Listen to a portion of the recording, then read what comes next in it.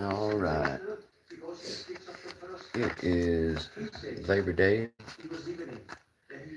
Now Mick is doing a whole lot of nothing. It's real peaceful out here today in Carolina.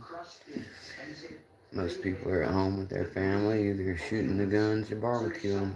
So, I figured since I'm bored with nothing better to do, I'd have a little impromptu live and see who shows up. So, just getting a few things together, and we'll see who pops in, hang out for a little bit. A gigantic flood would come and destroy everything. One of the oldest religious traditions in the Middle East, Zoroastrianism, also teaches that it was not just one person who knew of a coming cataclysm. In the Vedas, which predates all the books of the Hebrew Bible, a young priest named Hema is warned of a disaster by the god Ahura Mazda, who is often depicted seated inside a winged disc. Hema is instructed to share this information with his people, and even to build an underground. Alright, I guess I'll turn the camera on and we'll get going playing around a little bit. How does Thanks for popping in, whoever's here with me. I can't really know who it is yet. I don't have it set up for that at the moment. But let me make sure my chat's showing all the messages so we don't miss anybody. I always forget to switch it to all messages till part of the way, Anyway, like I was saying, on my cold open here, it's just a little Labor Day chilling at the house. Not a whole lot going on out here today. So I finally got up about maybe 1 o'clock. I slept in and I decided that I'd do a little hanging out with some of you guys today and keep practicing my Berserkers and see what was going on with everybody on the holiday today. It's a holiday in America anyway. I'm not sure who else in the audience celebrates Labor Day, but in America, people have the day off today for Monday, so they're all at home with their families, chilling and grilling, and some of them are out at the park, I guess. Some of them are just out in the backyard shooting their AR-15s, it sounds like. I heard the guys next door popping a bunch of shots earlier today. Well, Labor Day is typically the sign of the end of summer. So it's kind of a big party in America for everybody. And all Mountain Mix friends and stuff except for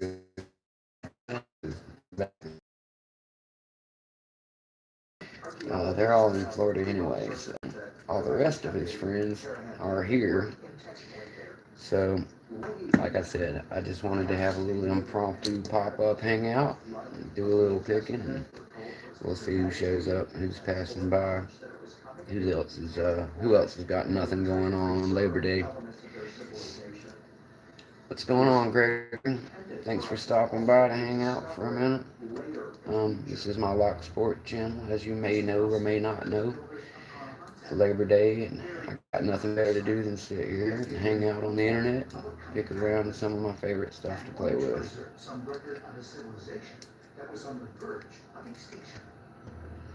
I've been trying to get these 20 locks in this thing. Yeah, absolutely. You can double tap and subscribe, brother. If you're into lockpicking and that kind of thing, I've got a lot of videos, and I've got a videos from friends playlist where you can find a lot of other. See there, I got that one open. You can find a lot of other really cool Locksport channels to watch from my friends. I'm definitely not the most talented guy in the world, but I do know a lot of people who are, so I'm glad you did, Gregory. Thank you for joining me. We're actually getting really close to 250 subscribers right now, and when we hit 250, I'll be starting another Locksport giveaway contest. Yeah, my friends are also very cool, man. I'm glad that you are into it. Lots of people watch before they get into this hobby themselves.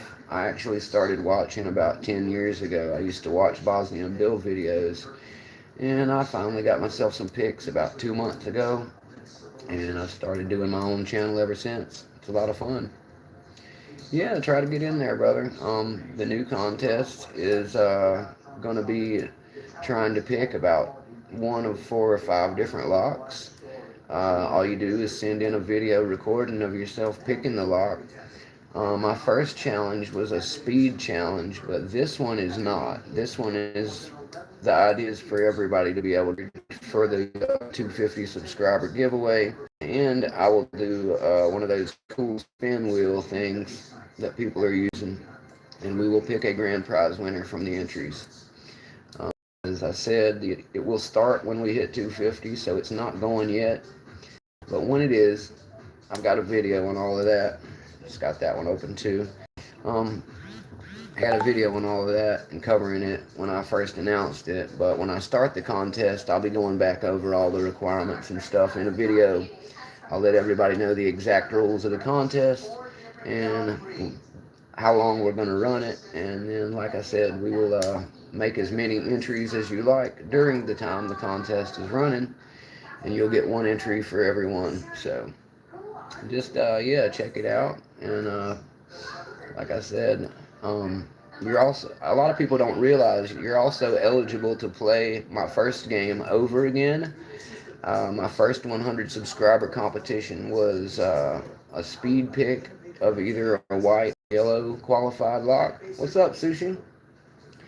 Um, so basically, you could use something easy like a master number 5. And the idea of that contest was to see how fast you could pick it 5 times in a row. So what you would do is record yourself. There's one, getting your opens, and as you continue to go through your opens, the timer continues. That's 2, and what you do at the end, that's 3, is send in your video, and whoever had the fastest time will lock in one of the devices straight. That's a quick 5 popper for you. Thanks, Luke Pute. Nice to meet you. Yeah, that's what it looks like when you do a 5 pop. So this was a white belt lock I used in my initial contest. The contest was what I just did. You ran through and did a 5 pop of your lock, and from the moment your tool entered the lock to the time it popped that 5th time is what I used for the clock. And the lock guy, I kept all those videos in the 100 sub in a playlist. You can find the lock guy's video. He uses a purple Brinks, and he opened it. I believe the time was in like 6 seconds and 48. I'll have to double check that. It might have been 78. I don't remember precisely all the numbers, but you can find his video and see what the winner was. And if you can beat that time, if you send me a video of you beating that time and following the rules of that contest, I will send you something cool too. I've still got to send him his prize box. I haven't been able to get it out of the house into the box yet, but he won some Lady Lock stickers, Sparrow sticker. I got a couple other locks in there for him. And the main prize that I got wrapped up in there that I won't unwrap of his was one of these Lionhead 77 master locks. That was what he won. So it was a cool contest. My next contest, whoever wins is going to get either an American lock, but we're going to get a specially engraved one made for whoever wins, or they can go to 44 Delta and pick out either the 1100 or the pack lock. I'm sorry, this is 100. Get an engraved version of this one, or you can get the 44 Delta version of either one of these locks. Now, the ones that he does are painted and custom, and they have, you can see them on his site. They have like a spider and a reaper and some cool art design stuff on it. So that's the prize for one that we'll be doing next. So thanks for dropping in and subscribing. Hope you will give those a shot sometime.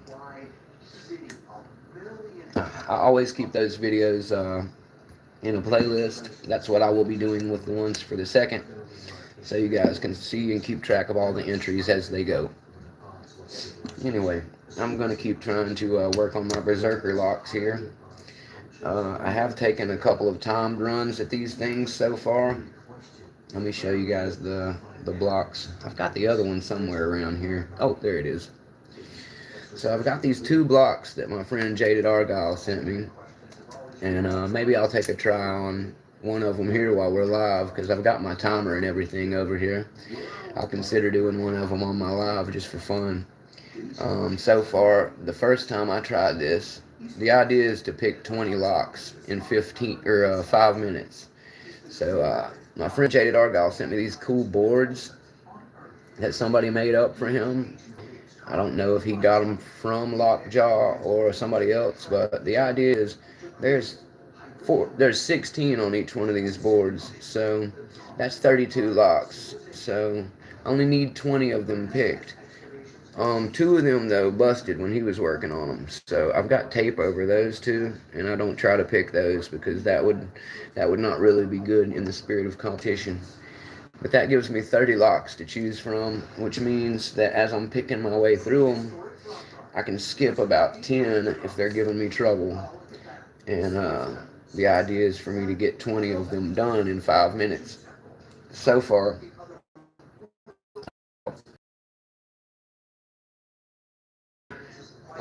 my first time was 13. Um, the little turner tool falls out a lot when you're trying to race the clock. My first time was I had a 13, and the best that I did was an 18 yesterday. When I first came home, I tried to do this, and I was able to get 18 of them, but I have yet to get that 20 just yet, so something I'm working on. It's pretty cool. It's a challenge from Lockjaw Manufacturing, that supplies locksmiths and locksporters with some stuff. I got their night watch patch for doing one of the 30-minute lives late night, and so now I'm working on trying to do that Berserker run that they have. But they offer some really cool challenges for locksporters, and you win a really cool patch and stuff that they send out to you whenever you win. So it's good for Locksport, and I think it's an awesome thing that they're doing. Yeah, like I said, I've been just practicing on these little blocks, trying to get the locks open on them and practice some of them. There's one, and the sooner I can get the 20 on these done. What's up, Delbert? Not much, brother. We're just hanging out here. I'm doing a little bit of practicing on these blocks of locks I'm using for Berserker that I'm going to send you when I finish. I was just telling everybody I did 13 on my first shot. There's one. I got 13 of them the first try, and my best is so far out of about 6 or 7 runs is 18. So I'm getting closer. 20 of them in 5 minutes is pretty tough. I'm not going to lie to you guys. I am doing a single pin pick on these. A lot of people have said, oh, I'm not saying anything negative about doing it that way. I would absolutely be using my maces to rake these if they were bigger locks. I'll show you how I initially wanted to do this since I brought it up, because this is the kind of thing I should be showing you guys anyway. In my Reaper set here, I like to keep my mace set. This is a Sparrow's Mace 1 and 2. I've got it in this Walkcade 3D printed card. A lot of you guys already know that, but I like to bring it up every time just in case anybody new doesn't know. The Reaper that it come out of is a lot of great tools and turners. That's from Covert Instrument. It comes with a really cool Reaper patch on it there. Everything's magnetic and closes, and it's got a cool little card slot in it. So since this is my everyday carry, I like to keep my Sparrow's Mace 1 and 2 with the Walkcade card stuck in there, and that's a good place for it to hang out. But as I was telling you guys, what I wanted initially to do with my Reaper, with my mace set, was do a Berserker run with the maces as well, because I really like using them. And the idea was to get me 19 more of these Brinks brasses that I like. And I think, hypothetically, I would use the mace turner because I like it and it just makes sense. Cool, the right snake rake fell out there. And then I was gonna see if I could use the mace turner, and I was probably gonna use the worm, which is the smoother triple that I've got in there. But then the idea would be for me to open 20. I'd have to have, but then I would give it a little wiggle. Uh, Maybe the triple bow guitar works better on this particular lock. I hadn't really thought it through as well yet, but I know both of them. Oh, I had it upside down. Yeah, that's a big deal too. You definitely want to turn your worm rake the right way when it's in there for the best results. But yeah, see, the worm rake works really good with the maces for me to pop one of these Brinks brasses. So originally I wanted to see if I could get 20 of these and line them up on something like that really cool lattice thing. Rockout's brother, I believe it's GSL GSL Creations. GSL Creations is the name, I believe. Double check that for me if you don't mind, Delbert. I think it's GSL Creations. But anyway, that's Rockout's brother's channel. Rock out with your lockout, my boy. I'm going to shout both of them out while I'm thinking about it. The GSL is Rockout's brother. They both do a lot of cool content, and he makes these little lattice 3D print fence things that you can hang all your locks off of. What up, G? How you doing, Labs? My boy Labs is in the chat. If you haven't seen his channel yet, and you're in the chat, I would recommend you clicking on his icon there and going to subscribe him real quick and checking him out. He's a newer guy. I really like him and his channel. I know he's going to have a lot of cool content coming out soon. The purpose of his channel is locks and BSing around with each other. That's where he gets the name. So he's going to have a more mature content type of cool show where he's picking around on some locks and just talking about stuff. As I was saying, I really want to get 20 of these locks because they're an easy open. I really love. I was going to get maybe a little 3D print kind of fence like the one Rockout's brother makes and hang all 20 of them off of it, or a little rack kind of thing. Just whatever works to hold 20 of them. And the idea I had was to use, instead of what everybody tends to use, you guys know I really like to push my Sparrows maces on this channel a lot because Sparrows and Walt Cade have both been very good to me. And I really enjoy using this a lot. It's my EDC, and I always have the maces with me, guys. The mace 1 and 2 is fantastic. This is the worm and the mace turner, and as I said, I originally had envisioned getting my 20 pops in with these guys like I just did with this one. Still would be a really tough race that way, but I will be at some point trying that even if I do it. Delbert has confirmed that Rockout's brother, his channel is GSL Creations. That's good smoke and llama is the words we're going to go with for phonetics today. I'm not always up on my gamma, sigma, and lima alphabet, so I like to at some point. But for now, I'm focused on doing these, and the purpose of bringing it up was to tell you guys I would still be raking or using my maces, but my boy tried to use just a rake and do like a, just a single attack rake and turn open on them, and he was getting through them like that.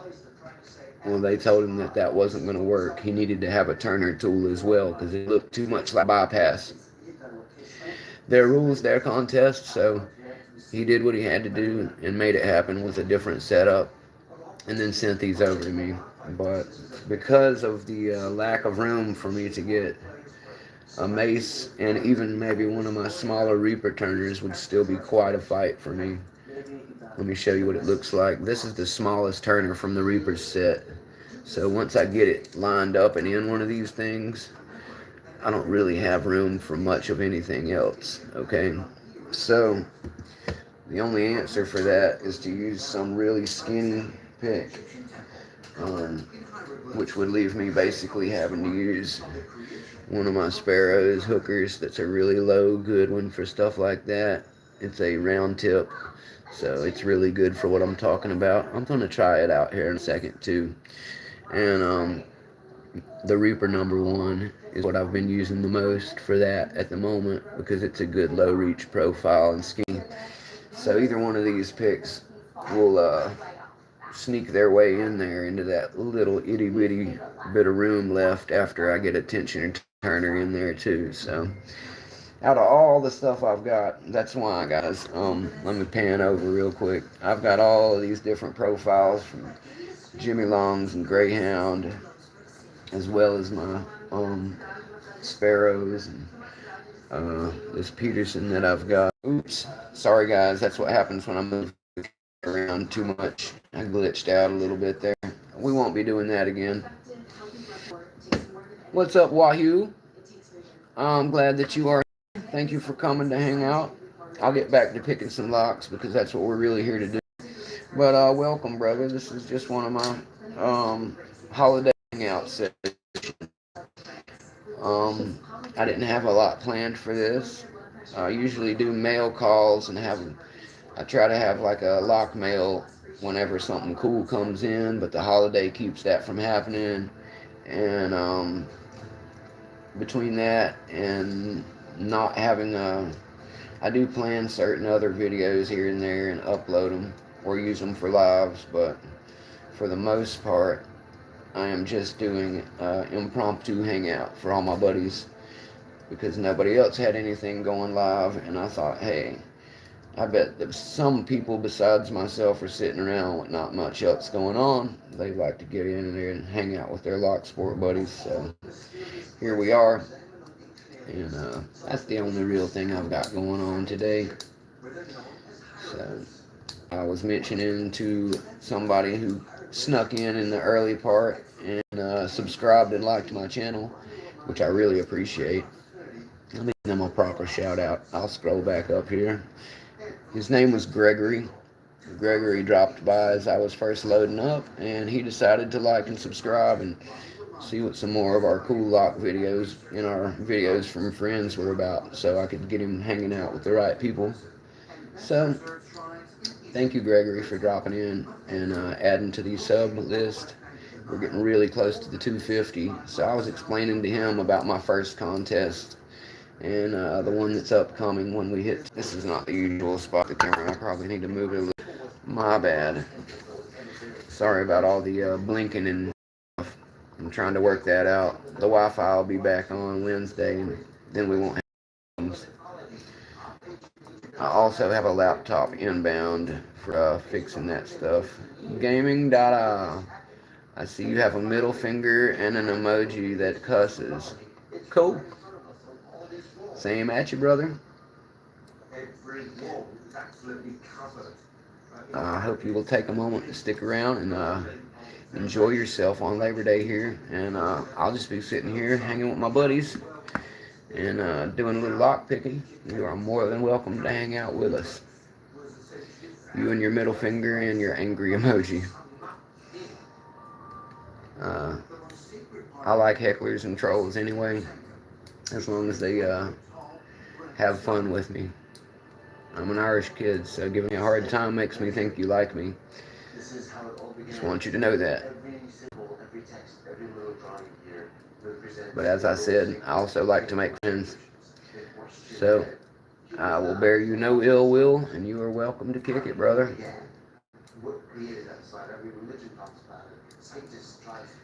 Man, I'm not doing good on these things right now. Some of these things I don't know if I've ever gotten open, to be honest with you guys. That's one of the reasons that I do skip a couple. There's one I got open. That's one of the reasons I do skip a couple when they start getting too hard as I go through, because I don't have them memorized from doing them that. I don't think I could if I tried. My memory isn't that good. I'm good, but not that good. And anyway, some of these blocks me a really hard time. There's a possibility. There's a couple of them I've never opened, but I will tell you that when I first got them, I wanted to see if there was any that I absolutely couldn't open. So before I was timing myself, I did attempt to just literally pick all 32 of them. I believe there was maybe two that I didn't get open during that time. There's one open. Lab says better leave Mick alone. Just 'cause he looked like he's about to dunk on somebody don't mean you want to get the smoke. Very true. Very true. Thank you, Labs. I appreciate you having my back, brother. Yeah, you know how we roll. I'm a friendly guy for the most part. But I wasn't always. I got me another one open there. And yeah, our Locksporter friends really hang together. We are very much a very clicked up community. So that's why when you see us hanging out with each other, you'll see some people got the little blue wrench beside their name. Those guys can basically put you in timeout if you bother me too much. And they will save us all the trouble of drama, so I don't have to be that guy. That's a little tip for guys with channels out there. Labs, don't give everybody a blue wrench because you don't want somebody to go off crazy because they're having a bad day. But if you got really trusted buddies that come into your lives a lot, you can hold down on one of their names and you can make them a standard moderator. Don't give them all the power that a normal person like your own self would have on their own channel. But you can anoint somebody with just a little bit. Exactly. G Key Man's always hanging out. He's one of my probably my top wrench man. He's a professional wrencher, okay? So he's always hanging out. I love having him here. Thank you, G Key Man, for being here. I didn't even realize you were here myself. That's how good these wrench guys are. So, yeah. Pick your wrench guys wisely, Labs. That's all I'm telling you, brother. Right people behind you, like Delbert and GK Man, they will watch. You don't gotta deal with too much troll drama while you're trying to get your pick on, brother. That's my little tip to you for today. Yeah, I didn't think you had GK Man. That's alright. You don't always have to say, hey, brother, you're welcome to just hang out in the background in the shadows. You know, I don't mind. Participation in the chat is not required. For anybody who's just at work or listening or doing your thing, don't feel like you have to type in something for Mick to enjoy your company. I can see the numbers on the top of the screen, and I know that you're supporting me. And if you remember to hit the like button, I also know for sure that you're supporting me. So I appreciate everyone who comes in, hangs out. As I said, this is just a hangout anyway. I'm just doing a little practice, and I thought I'd see what you guys were up to on this holiday of American Labor Day. I got another one open. I seem to be getting about 8 or 9 of them on each one of these boards pretty regularly, which is why my best times so far are still at about 18 or 19. I hear that, Labs. Nobody puts Labs in the corner.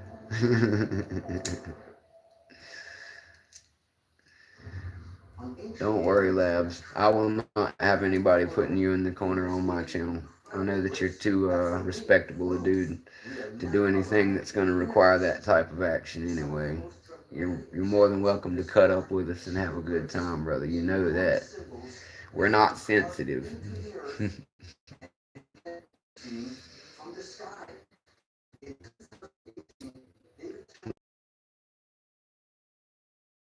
can BS around all you like. It's just a point where if you're taking away everybody's good time, that's what I don't like. Don't be a buzzkill, man.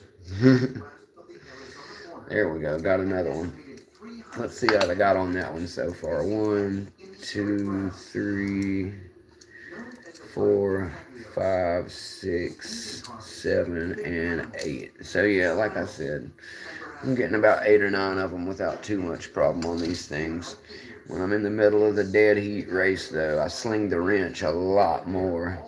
Um, just for tips for anybody doing this, if you do end up using some little tiny block of locks like this, use the smallest turner that you got. That's why I'm using this little Reaper one that you see right here. I noticed early on that the longer the turner was, the more time it was taking me to get from one to another. And if I drop it, it's a lot more to deal with when I pick it up. So I find that for my own style, the smallest turner is the answer to saving a little bit of time, and all those little pieces of time count. My dad, Papa Mick, was watching me do this the other night, and he had given me a really good tip too. He said that I was taking too much extra time watching the clock, and he was right. The best thing to do is to hit the go button, or if you have somebody to hit it for you, do that. Because picking up your tools actually costs you a little time too. But there's one. But I've been trying to do it all solo mio, as they say, and that's why I want to do it that way. And Papa Mick would probably time all the time and calculating and doing all that's costing you time. So the best thing to do is be like a nose down racer. When the gun goes off, put your head down and knock them out as fast as you can. Don't think about anything but getting them open or skipping the ones that are giving you trouble and ripping your way through them. I was also trying to keep count of the locks. Now, I don't discourage that for the purpose of getting 20, but at the end of the day, that's not helping you either. You've only got so many chances to get your 20 out of these locks. So, what you do is move on when they're giving you trouble, get all the easiest ones open first, and then work your way back through the ones that you skipped, if you had to skip some. That is what you do with your time to maximize efficiency. And when you maximize the efficiency in that way, no matter what, you're still going to end up with your best by doing it that way. So don't waste time looking at the clock. Try not to waste time keeping track of the count. Just open locks, skip locks, go back to locks. Get them all ripped open as fast as you can until the gun goes off for the sound to the end of the timer. And when you do that, put your tools down and recount. Because the recount at the end is the only count that's going to matter anyway. If you accidentally close one on the way through, that one's not going to end up counting in your final count anyway because you accidentally closed it. So again, counting is a waste of time. Watching the clock is a waste of time. Anything that doesn't involve picking the locks or skipping the locks is a waste of time. So cut all of that stuff out of it, and it will make for your best time possible. Motorcycle racers and racing is something that I've been into my whole life. And when Papa Mick told me to cut some of those things out after observing me fail a few times, I realized that he was giving me advice like a good crew chief on how to get those extra couple hundred thousandths of a second out of my lap time. He's right, and that's why I'm passing it on to you. Some of his really awesome flea market scores. I really love grabbing some of that stuff myself. I love a good flea market score, GQ, man. Uh, I'll have to check that one out. What did he say he got, just for everybody to know? He said he got a Smith & Wesson SWMP6S with the magic opening assist. He cleaned it up and fixed its locking mechanism. Sounds to me like GQ, man, just got himself a really, really nice blade. This is a cheap knockoff Ozark Trail one of a Benchmade Bug Out Mini. I got it for about $10 at Walmart. What GQ Man just scored, he probably paid at the same as I just did or less is what I'm going to guess. I bet he's $10 or under if he really scored good. Especially if he had to clean it up himself and fix a mechanism on it. I bet he got a steal on that thing. And now he's probably got a knife that's worth, I'm not sure what Smith charges for that knife, but I'm gonna guess it's well into the $40 or $50 or above range. So either way, I'm sure he made out like a bandit on that one. Good job, GQ man. Let us know how that worked out sometimes when everybody's done guessing for you. I'm curious myself. You know that I love blades and I love pistols and rifles and all that country boy stuff. You don't gotta be country to love that stuff either. I think it's a pretty international thing. But you should be in the country or a range if you're gonna use some of that stuff. I will say downward, gonna finish your shot in. Don't be doing stuff that's gonna carry a mile and a half down the road, land in somebody's kitchen while their kids are eating. That's not cool. Gun safety is very important, and I'm sure all of my friends know that. I just want to make it known that we don't do stupid things on Mountain Mick. When we do, it's not stuff that can hurt other people. Anyway, GK Man says for your information, guys, the original price retail on the knife that he got today, or whenever he said he grabbed it at the flea market, he said that the original price is $87.99. So yes, a Smith & Wesson like he just acquired is basically a $90-ish acquisition for the brand new one. So as I said, if he got anywhere near what I'm expecting he got it for, he absolutely legally walked away with it in a steal of a deal. And that's what flea markets are for people who are keen-eyed and also people who don't mind giving something a little TLC. Like I said, GQ Man did say they cleaned it up and fixed a mechanism on it. So a lot of people aren't willing to go that extra mile. They would rather pay for the $85, $90 version brand new. But to those people, I say more power to you. But as for me and GQ Man, we know a good deal when we see one. Way to go, GQ Man. GQ Man has also dropped a link in the chat to check out his Instagram for anybody who wants to go check out that sweet blade he's talking about.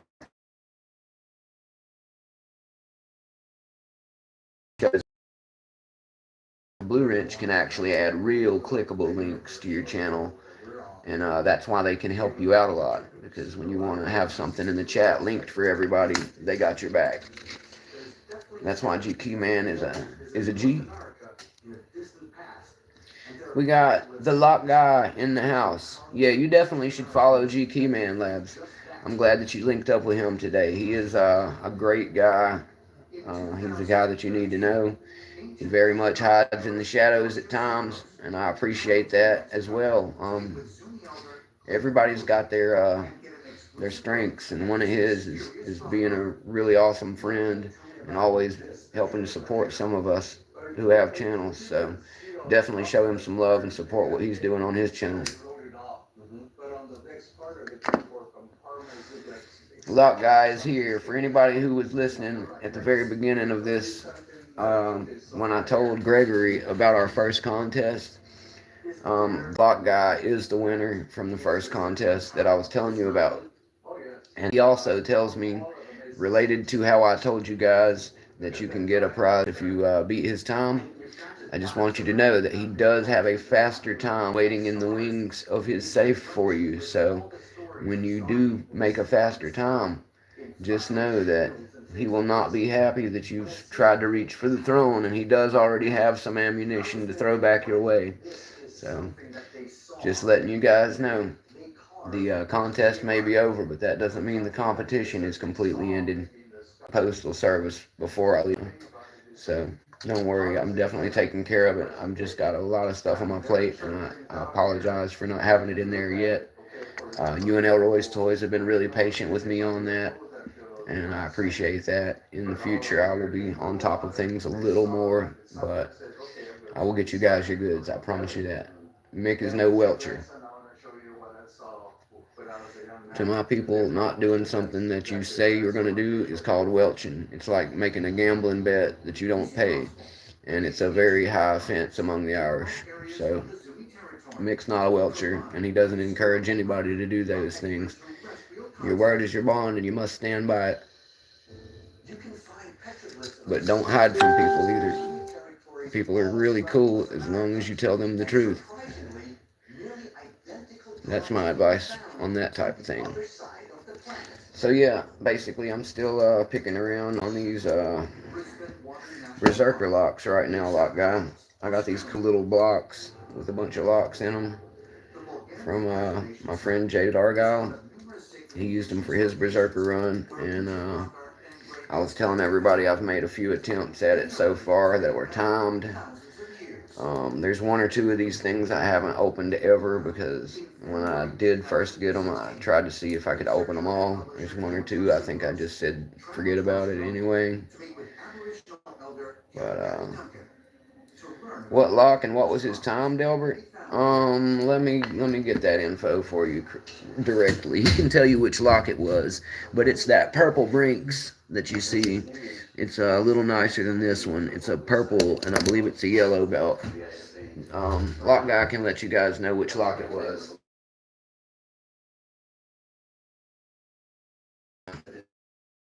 Of course. It was a 4 second and 23, Delbert.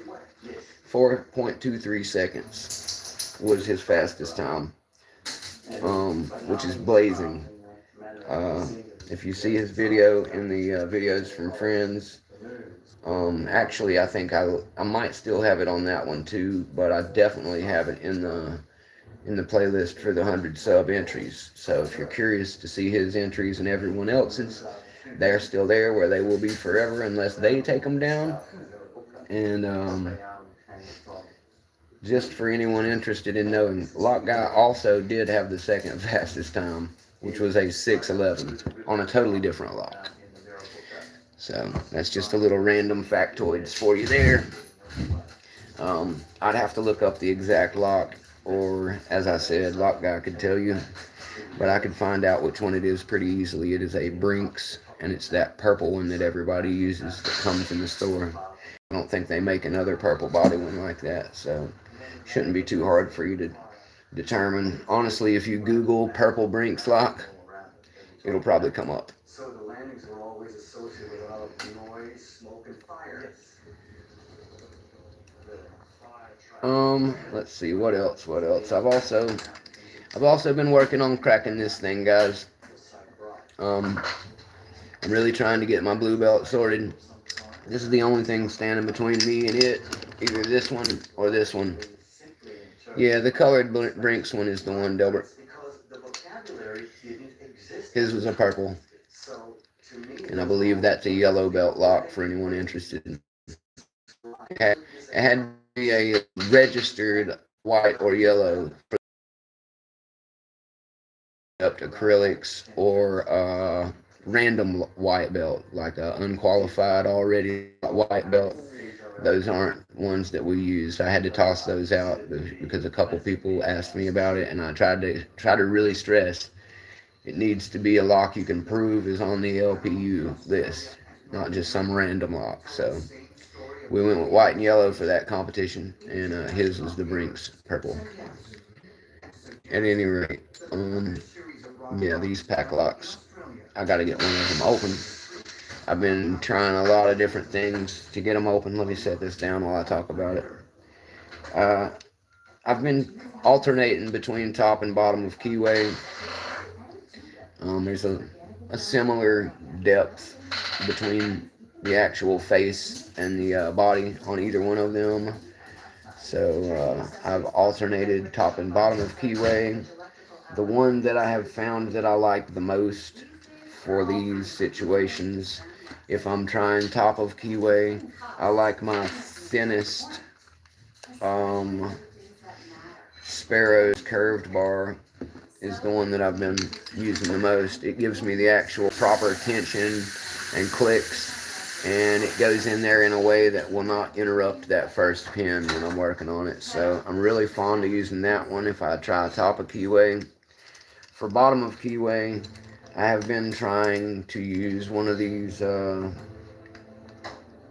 Reaper 40, or no, I think I was using the 50 even, but I might have been using the actual double-sided one from the FNG. At any rate, one of the covert ones is what I've been using when I try at the bottom of keyway.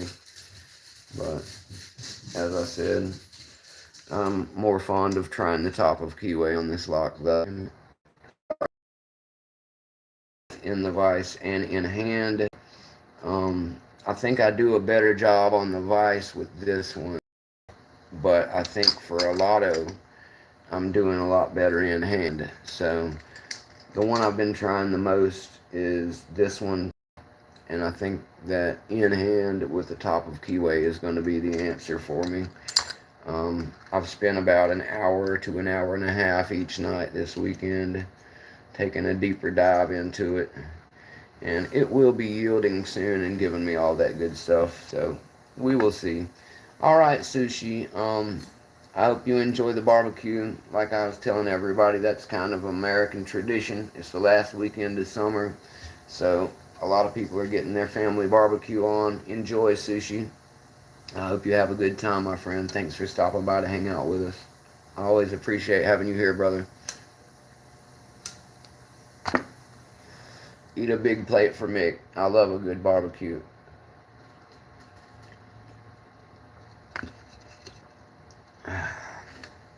Let's see here.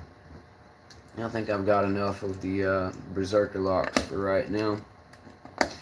We'll play around with some other stuff real quick. Maybe I'll come back at it and try an actual timed run on the live with everybody at some point, but I can't promise I will. I'll think about it. The camera makes it that much more tough when there's everybody watching, but I do like to entertain, so we'll see. If you want to watch me fail, you can hang out and watch me fail when we do that. There's a mild chance I could actually get it right. Have it on camera then. So, but I'm gonna pick around on some other stuff for now, and just try out some different picks and talk about some different things with you guys. Alright, Sushi. Enjoy the beverages too, sir. A good beverage is great for washing down that barbecue with. And it is a nice American holiday, so have a few for Mick as well.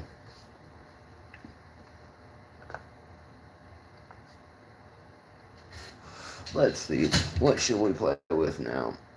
I'm going to see if I can pick. Let's see. I think I'll try one or two of these Brinks and Bunker Hills and give this little Peterson a shot to get some opens. I haven't been using it quite as much since I got the Reaper in, but there's a different season for all these picks and a different reason for them as well, so I try to rotate around and use all my stuff as much as possible. I probably use my sparrows the most of the time off camera, but I try not to overdo it there.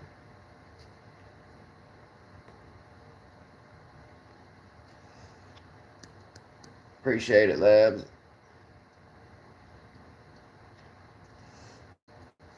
Like I said, brother, you're always welcome to hang out, whether you're watching, listening, or whatever, bro. And whenever you get your live going, I'll be there to support you in the chat or whatever too. Like I said, whenever I get this Wi-Fi going again, I'll have my live stream adding you guys in. I would definitely be into you jumping in, hanging out whenever I get all that worked out this Wednesday. So look forward to that if you want. and chill. That's also an open invitation to anybody else that wants to kick it on Mountain Mix channel. I will have my restream working Wednesday. Yeah, I know, Labs. You are a third shift graveyard shift guy. I know it's your bedtime. I appreciate you hanging out. I know this is your bedtime day, part of the day, so I appreciate you coming to hang with me, brother. I always feel special when my boys come through for the late night part of their day. This is really the morning for me right now. About the time you'll be going to work, I'll be going to sleep. About 5 or 6 this morning tomorrow. So, yeah. I totally get that, brother. I don't even know what that says, sir. I don't speak Filipino. I think that's Filipino. I could be wrong. It's either Filipino or one of those similar languages. I'm not sure what the numbers are either. But either way, welcome. If that's a phone number in wherever you're from, I apologize. I'm not even sure that the operator will let me dial that many numbers here in America. I don't know how that works. I will use my Google Translate when my hands aren't busy. The Peterson pick I've got is great, but it is a pretty deep reach. So when I'm using it to pick certain things, it works really well. But you think it's the coordinates to the Keyway Labs? I like that. Meet me at the Keyway. East 55. Cool. I do know how to use GPS, but it's really hard to get it to the point where you're typing coordinates in that way, I think. It can be done, though. I'm part of the modern generation of drop a pin, kind of finding each other. You know what I mean, Labs? When you send your location to Mountain Mick, it would be preferred. Thank you, GQ man. It would be preferred that you send me the location with a pin drop. I'm not typing all that stuff in, guys. I'm a lazy guy when it comes to that. I will copy and paste maybe, but yeah, that's what I thought. A card number. Pretty dumb stuff there. If you want to use your card to donate to Mountain Mick, the Cash App line is always open. You can find that in my channel description. But as far as card information, we will not be sharing that on the channel for a multitude of reasons and fraud purposes. This is not a place for that, sir.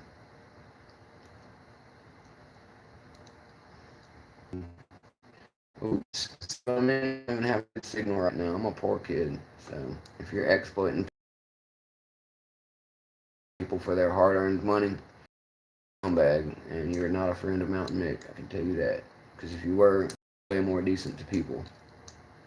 So please, instead of being a dirtbag and sitting around in a room somewhere on computers and headsets and trying to lie to people, go out and find some good, honest work. You can maybe hang out in here and learn how to become a locksmith or something. I don't know, but anything's better than that type of life. And somebody will put you in prison for it eventually. I've been locked up before, and I can tell you, wherever you are in the world, you do not want to find out what the prisons in that country look like. They will not be friendly, and you will not be playing around on the computer, most likely, if they take you there. I like the freedoms that I enjoy to sit here and hang with my buddies on the telephone and play around with some cool toys. And I will not be endangering my ability to do those things, because I am not fond of being in a cage, and the food is horrible. I've heard prison food's better, but the stay's a lot longer, so I would certainly hope so. I'm not trying to lose that much time of my life away from my loved ones. And even if I were unloved and all alone. I'd rather sleep in the dumpster of a Burger King than be back in a jail. Man, this little thing doesn't want to go. Come on, little guy. Some of these white belt locks, man. I'm telling you guys. That's why I encourage people to get up to orange and green faster once they get a few opens on these. Single pinning these things is a nightmare. You see how long I've been struggling to get this open? Watch this.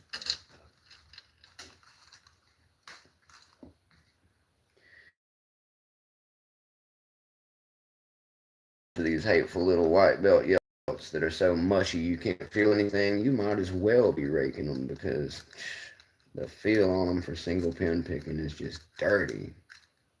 You get nowhere with that, and you won't be learning. There we go. See? The rake. If you have a hard time single pin picking a lock because it's a low level, mushy little mother like this, do yourself a favor and pick up a rake or a mace. Nobody's going to give you any big points glory for doing a single pin on this one anyway, right? So why beat your head and your picks against the wall on something that's only secure because it's trashy inside? Get your opens on that, practicing with something that works really good on it. And then when you get all that out of your system and you start making your way up to, say,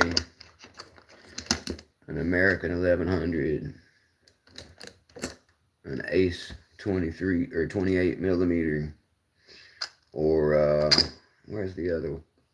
I don't have it on the table over here, do I? Yeah, I do. A Lotto lock, American 410 Lotto, American S1100, 6-pin. These four are a green belt. You know, this is what green belt practice should be looking like. I can open these locks, but they are not easy for me. This is a challenge for single pin pickers right here. This is where you're going to get good feedback, much better than something like these. So, like I said, rake on this stuff. Pick on this stuff. That's what I'm really trying to get across here. And remember that when you start getting to something like this, your rakes are going to be really hard to use. This is a very highly paracentric.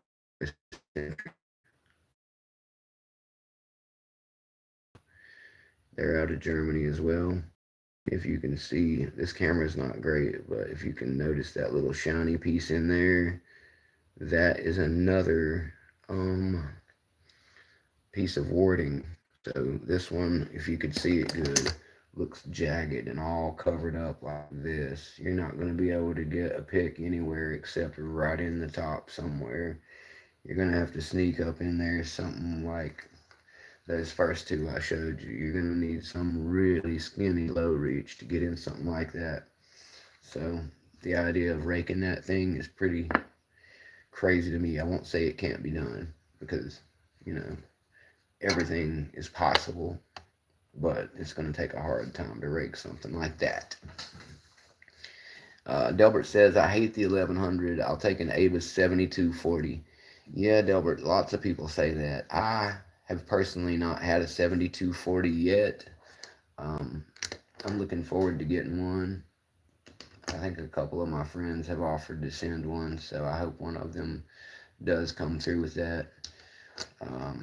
1100s, me and Skip were talking about these the other day, and he thinks that all of them are different, basically. He has some that he can pick with no problem, and others that are just still a complete nightmare for him.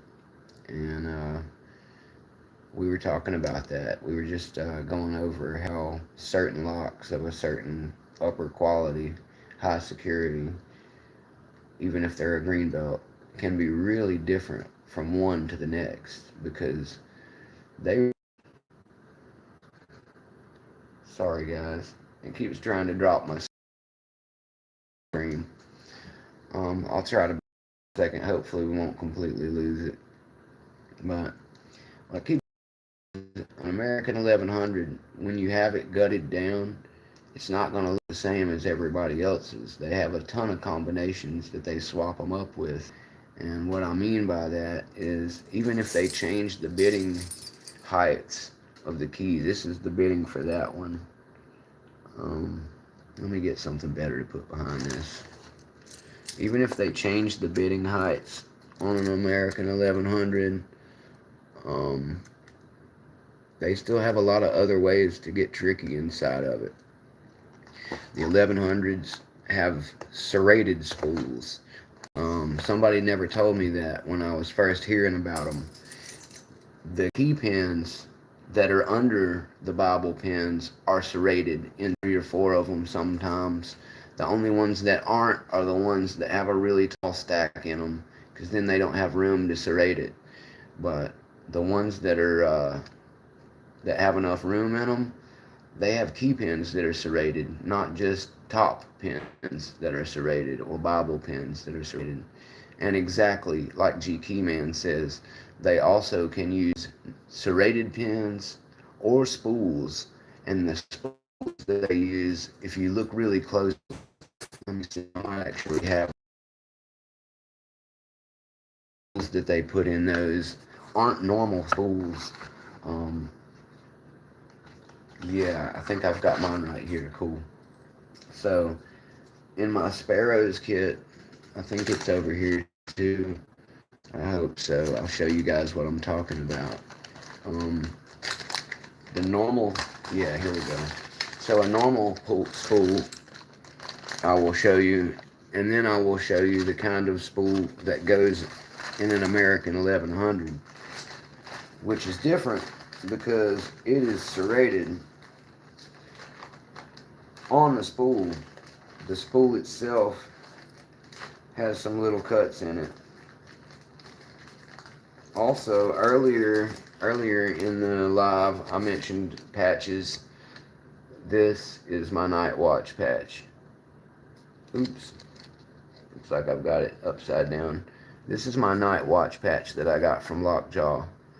So, if you heard me talking about the patches earlier in the live, this is the one that I have already that I wanted to tell you guys, that I was telling you guys about. They have another really cool one called the Berserker. That is the one I'm working on all those little locks in the block to get.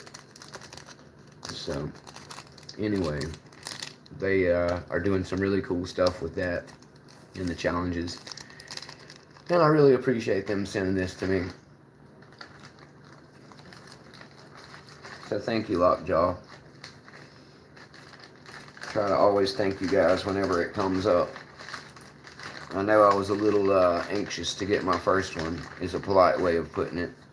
I may have over-emailed you guys asking for a return email, and I'm sorry for that as well. But you guys did, you didn't welch on me. I talked about welching earlier. Lockjaw aren't welchers either, guys. They got my stuff out to me. They sent me exactly what I earned, and I appreciate them getting that over to me, because it really made me happy to get that patch. It's my first patch, so I was a little... Now, to get to what I was talking about, I have these in this tin, which I really like, by the way. This is a good little waterproof tin, and if you look down in it, it's got, I don't want to tip it over and pour it into my Coca-Cola, but it's got all my pins and springs that I had gutted out of my green 1100 when I was progressive pinning it. Most of them are still in here. So I have one pin stack stuck in that lock because of the way I screwed up the, I'll show you on the other one. The retainer screw that holds on the faceplate, it can be over tightened, it turns out. And I over tightened mine to such a degree that the face of the core plug is jammed against the faceplate and squeezed against the back. So I can't turn it with the key, and it's pretty much a brick until I drill it out or find another way in. I could probably drill the screw itself and get it open, no doubt. And I will do a video on that someday, but this red one is one that Georgia Jim sent me to replace it. He tried to help me. Thank you, Georgia Jim. Shout out to him. He tried to help me to repair my green one over the internet, but I was unable to execute it properly, and I still just messed it up. So, thanks to him for that. Let me get one of these spools that came out of my American 1100 to show you guys what I'm talking about here. We'll get one of my standard spools from my Sparrows pins out of here to show you guys the difference between a standard spool and the ones that are hanging out in your 1100. You may have both. I'm not sure if they use both, but I know that all the ones in mine were the serrated ones I'm about to show you. Alright, let's see. Those are all castles. These are my chest pins. I think there we go. That's a regular spool. Okay, so check this out, guys. Here in my Sparrows pin holder is just a standard spool. My camera is not great, but we'll see if it'll focus enough to where you can see. This is a regular spool. It just has, you know, big fat ends on it and a little cutaway all around the inner part of it. So it's fat on the outside and skinnier on the inside, like just any standard spool pin. So that's what a regular spool looks like. But here in my closable, the other way, 0-day ones, is the one out of my 1100. I don't know if I'm going to be able to get close enough for you guys to see the serration on it, but I will try. Come on, focus, baby. My other camera is so much better at this stuff, guys. I'm sorry for the quality being so crap. But, focus, you stupid thing.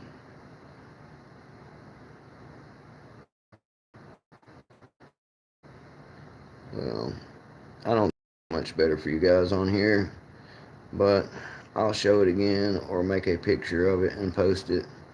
Just know that on the actual fat parts of the spool on each end, there's another serration cut into the fat part on both sides.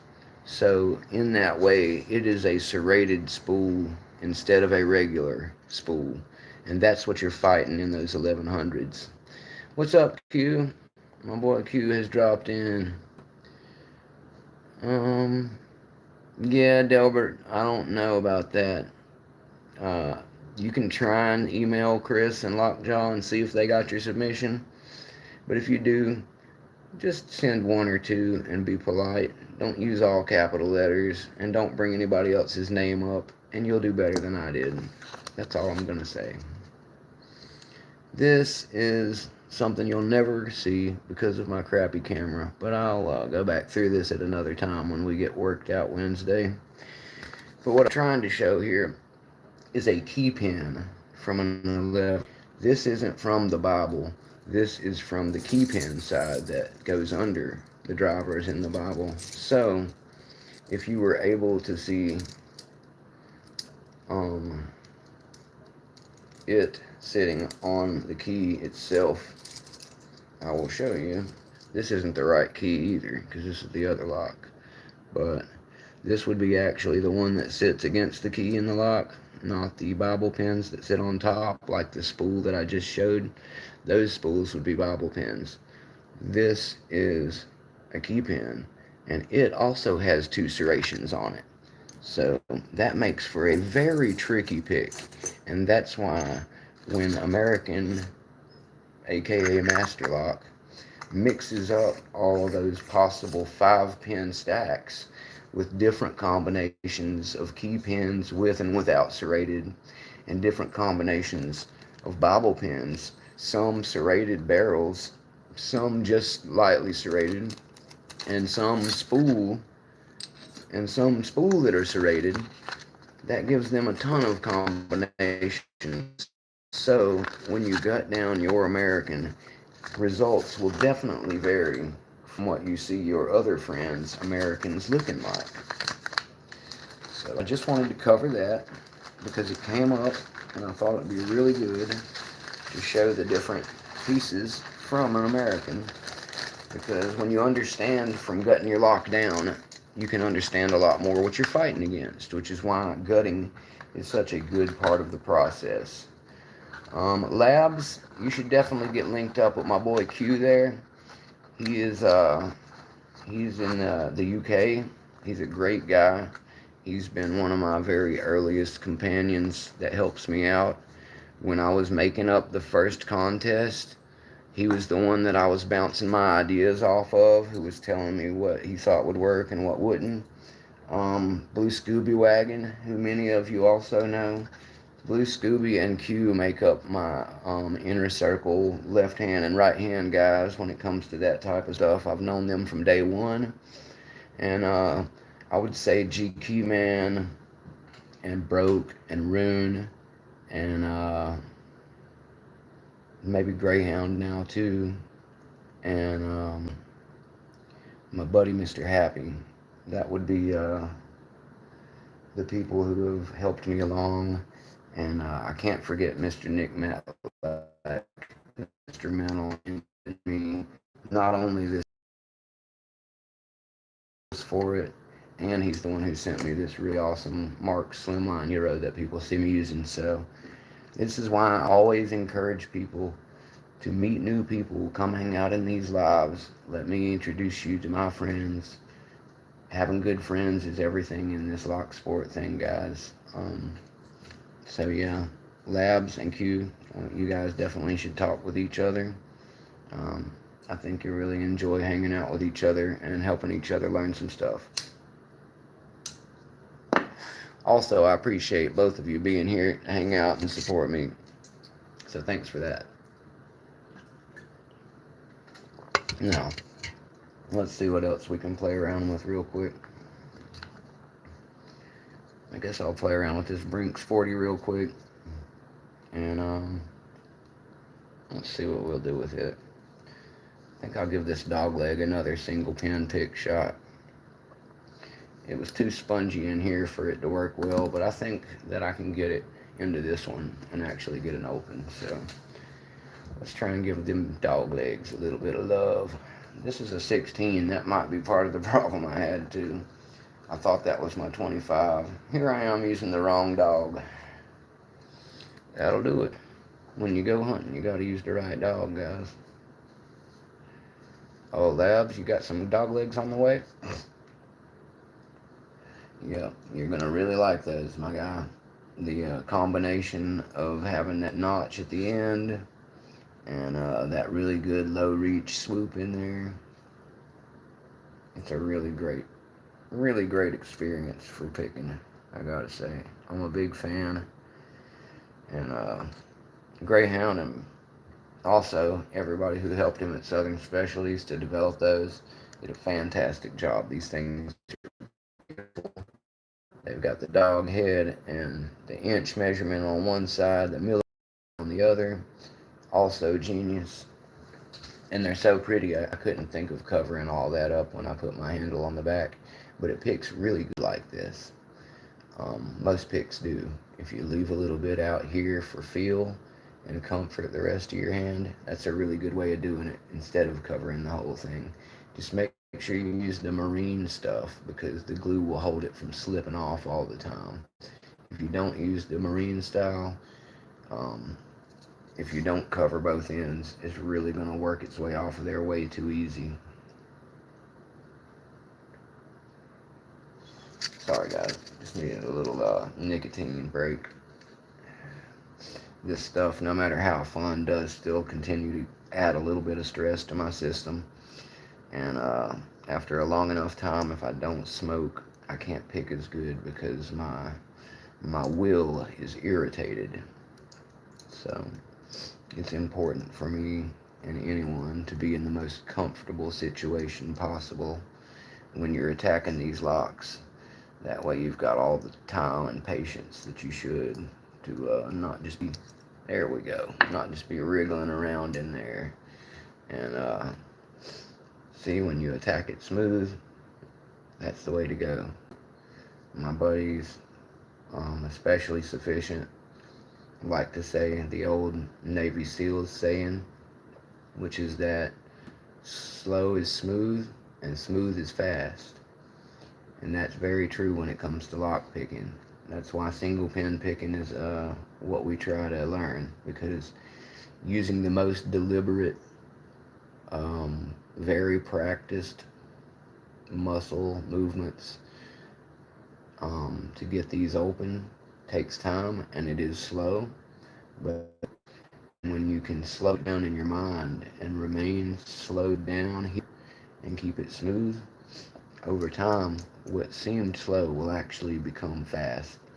And doing it that way will always end up with a better end result of speed than just wriggling around indeliberately. So that's why we say slow is smooth and smooth is fast.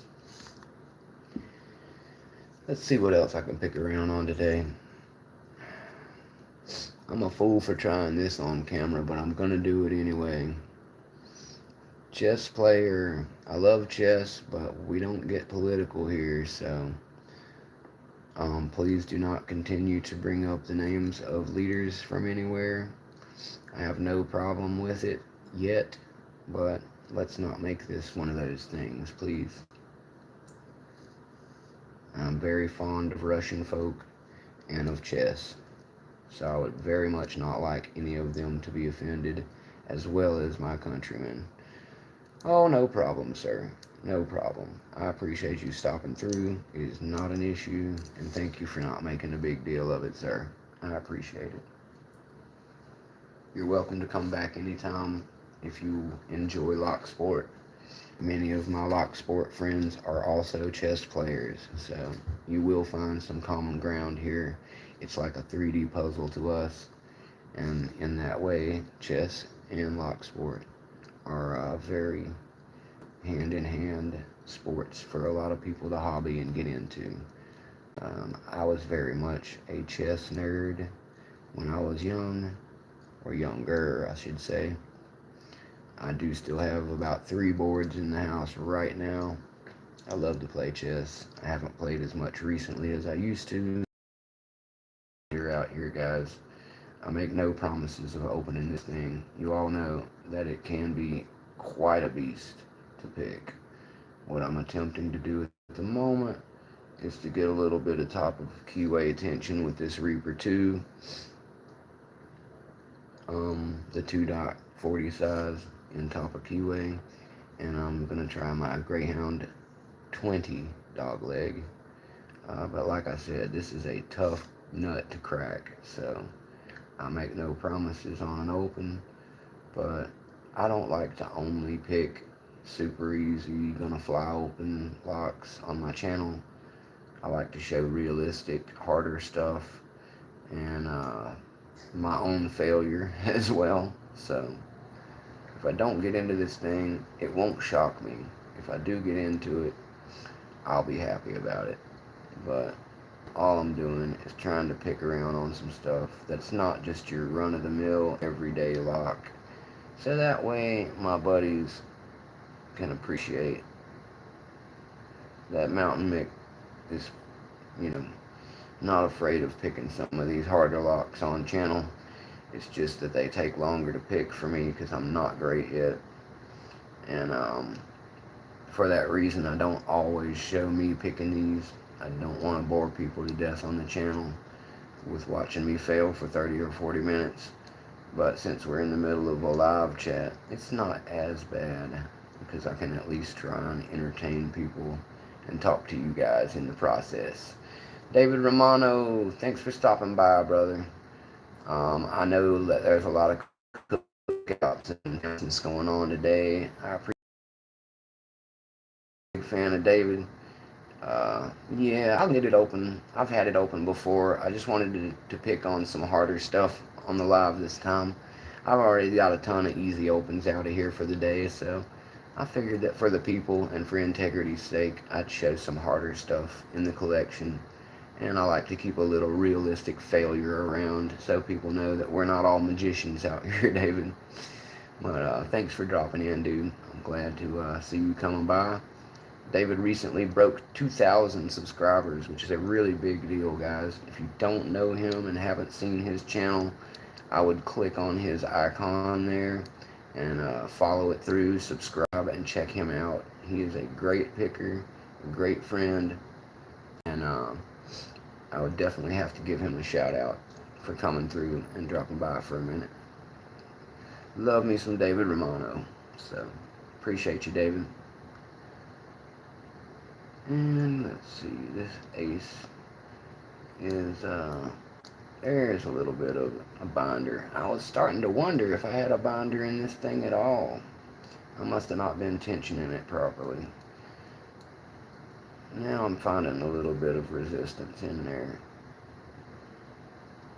I think that this ace is one that's good to pick in hand. I haven't tried it in my vice yet, though. I would recommend a vice on a lot of different stuff, and this one's probably good in vice too, but I haven't tried it, and I can't do it right now because, unfortunately, as many of you already know, the vice is currently the camera holding device when I use this camera. So that is why, if you're curious that you have not seen Mick pick with the vice recently, it's because it's holding the phone we're using right now as a camera. It's also why we're using this angle instead of my classic over-the-shoulder angle. So we'll get back to all that when technology allows. But for now, just having a little practice playing around. Didn't have anything big going on today. There's no, because there's no mail on this. And I just wanted to give anybody who, like myself, doesn't have much going on this afternoon a little venue to jump in and hang out and pick around. And that way we're not just bored witless if we don't have a big family barbecue to go to. So welcome to Mountain Mix family non-barbecue Labor Day hangout. This ace is giving me all types of fits and trouble, as it does most people. I think the time that I picked it, I was using my Sparrow's classic, just original hook, and using the top of keyway like I am now. But at the time, I was likely using the FNG turner, as I did not have this Reaper set yet. So I did pick it about 3 times when I first got it. I have the photos and whatnot from when I turned it in, and I have opened this before, but it's not something that I can just open anytime. I wish I was that good, guys, but I don't try to pretend that I am. And anybody who does try to pretend they're better than they are is just setting themselves up for embarrassment situation. You should never hype yourself beyond your abilities, guys. People love you for who you are and for being honest and candid. So just do that, and you won't be stressing out about, man, I can't pick this lock on the channel. You know, don't limit yourself like that. Have fun with it. This is a hobby. You're supposed to be enjoying this. So, fail a little bit. Cut up with us. Some days you won't be able to pick anything anyway. Ask any picker. I'm getting a little success in this because I'm minuscule move. I'm making, I just dropped at least one. I am making a little bit of progress in this thing, but I dropped a couple. Let's see, Q says I've still got a 140. I've only opened about 5 times. Yeah, exactly, Q. Some of these things, once you've opened them once or twice, you kind of put them down and move forward. And that's why it's good to get back and re-challenge yourself with some of them, because it's good for your money, it's good for your skill, And it's nice to get an open again on some of these things when you go back to them. So, like I said, I just had another little creep forward, but I almost dropped my tensioner because of it. You gotta be careful with that as you start getting your and I dropped a pin trying to straighten it out. That's the battle we fight, guys. That's what it's about right there. Um, there's a binder, and it's up now. A guy was asking earlier and read it today about the jiggle test, and I wanted to touch on that really quick. People ask about the jiggle test a lot because it is great advice. It's essentially the art of checking a pin to see what's going on with that pin and what you should do deliberately with it or whether you should move on from it. And he was struggling with the fact that he has watched the jiggle test video countless times and he's still just not grasping the differences in the states of a binding pin, etc. And I figured that he might not be alone there. So I wanted to talk about that really quick and to try and give some of the same advice that I gave him on that. Um, so it would reach a wider audience. So basically, with the jiggle test, four pin states that you can possibly have. You're going to have an unset pin, which is like a pin in its natural environment, untouched.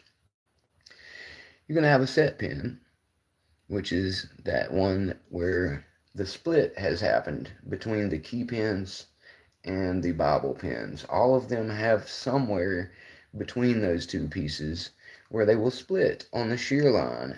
And you want the top one to stay on the shear line while the bottom one may fall back down in there. It's important to know that because you can still feel that bottom piece in there. And I'll get back to that in a moment. But also you have either a bonded pin, which is a pin that is actually the one that's bonded, and I want to get back to that in a second. And then you will have an overset pin. An overset pin is one that's been lifted too far already. So once that happens, I wanted to address that first. When you overset a pin, most people say that you have to restart, that you have to go ahead and totally back out your turner, right? But that's not entirely true. You actually, because you overset that one, yes, it is called a driver pin, G key man. Thank you. So your driver pins live above your key pins in the Bible. They're the ones between the spring and the one that goes into the key. That the one that goes into the key falls through the hole in the core, but it's all the way through. I didn't know that at first. Hang down in there, and it can't fall in. That's why when you're gutting one, you'll never have one fall through. So the second half of it, above the cut that's for the shear line, as GQ Man pointed out, is called the driver pin. So essentially, each pin stack has two, and you're trying to land in the middle of those two with your shear line. Your shear line is created by the turning force. It shouldn't exist, but the way it works is tolerances cause you to not have a perfectly in line with each other stack. One stack is going to be kicked out a micro amount from another. So when you're turning sideways, that first one that's the furthest this way is going to bind. And as you get it set and out of the way, the next one will roll into the shear line and it will bind. This is why what you're trying to do is chase binders. If a pin is in the unset state and you touch it, it's just going to rock up and down if it's not binding, which means that you're not affecting it anyway. It doesn't matter if you touch it. If a pin is in the set state and you have the key pin part hanging back down in there, it's going to feel really empty when you touch it because nothing is causing any resistance anymore. It's literally got a gap behind it, a hole now, because you already have it set. So when you accidentally touch those, they'll feel like nothing but a little tap. There's no resistance at all. When you have an unset pin, it'll feel springy. You'll feel some resistance from the spring. But as I said, if you're not binding it, it's not going to cause any difference when you touch it, when you raise it up and down. The one that you're looking for is the, come on, signal. Sorry, guys. There has actually got the resistance from the itself. And that's why I use tension and lift it a little easier. And it's also, that's the one binding. But when it's the binding pin, that's the one you're looking for. It's the only one that touching it is going to make a difference with at the time. So what you want to do is find the binder, lift it to the right spot. We'll call this black and this silver the shear line spot. So you want to lift the one that's binding, and as you lift on it, when it reaches that set spot, there'll be a little click. And when this happens, it will very minusculely release the tension from that pin and put it on to the next one as it jumps forward. So if you're paying attention to your turner, you'll notice that your turner does just a little bit of a forward click when you get that set. So I always tell people, like I was telling this guy, the learning about the setting of the pin through the jiggle test is great information, but you are focusing a lot on feeling through the pick, and there's a lot of information coming from there, but you have to learn what the turning tool is doing, because 75%, I would say, of the information that you get from this lock, your turner is trying to tell you. So when you've got really light tension and you finally get that binder set, you'll get a very minuscule forward go. Now don't confuse this for hitting a spool, because when you hit a spool, you'll get a deeper one. The reason for that is because you've landed in that skinny piece.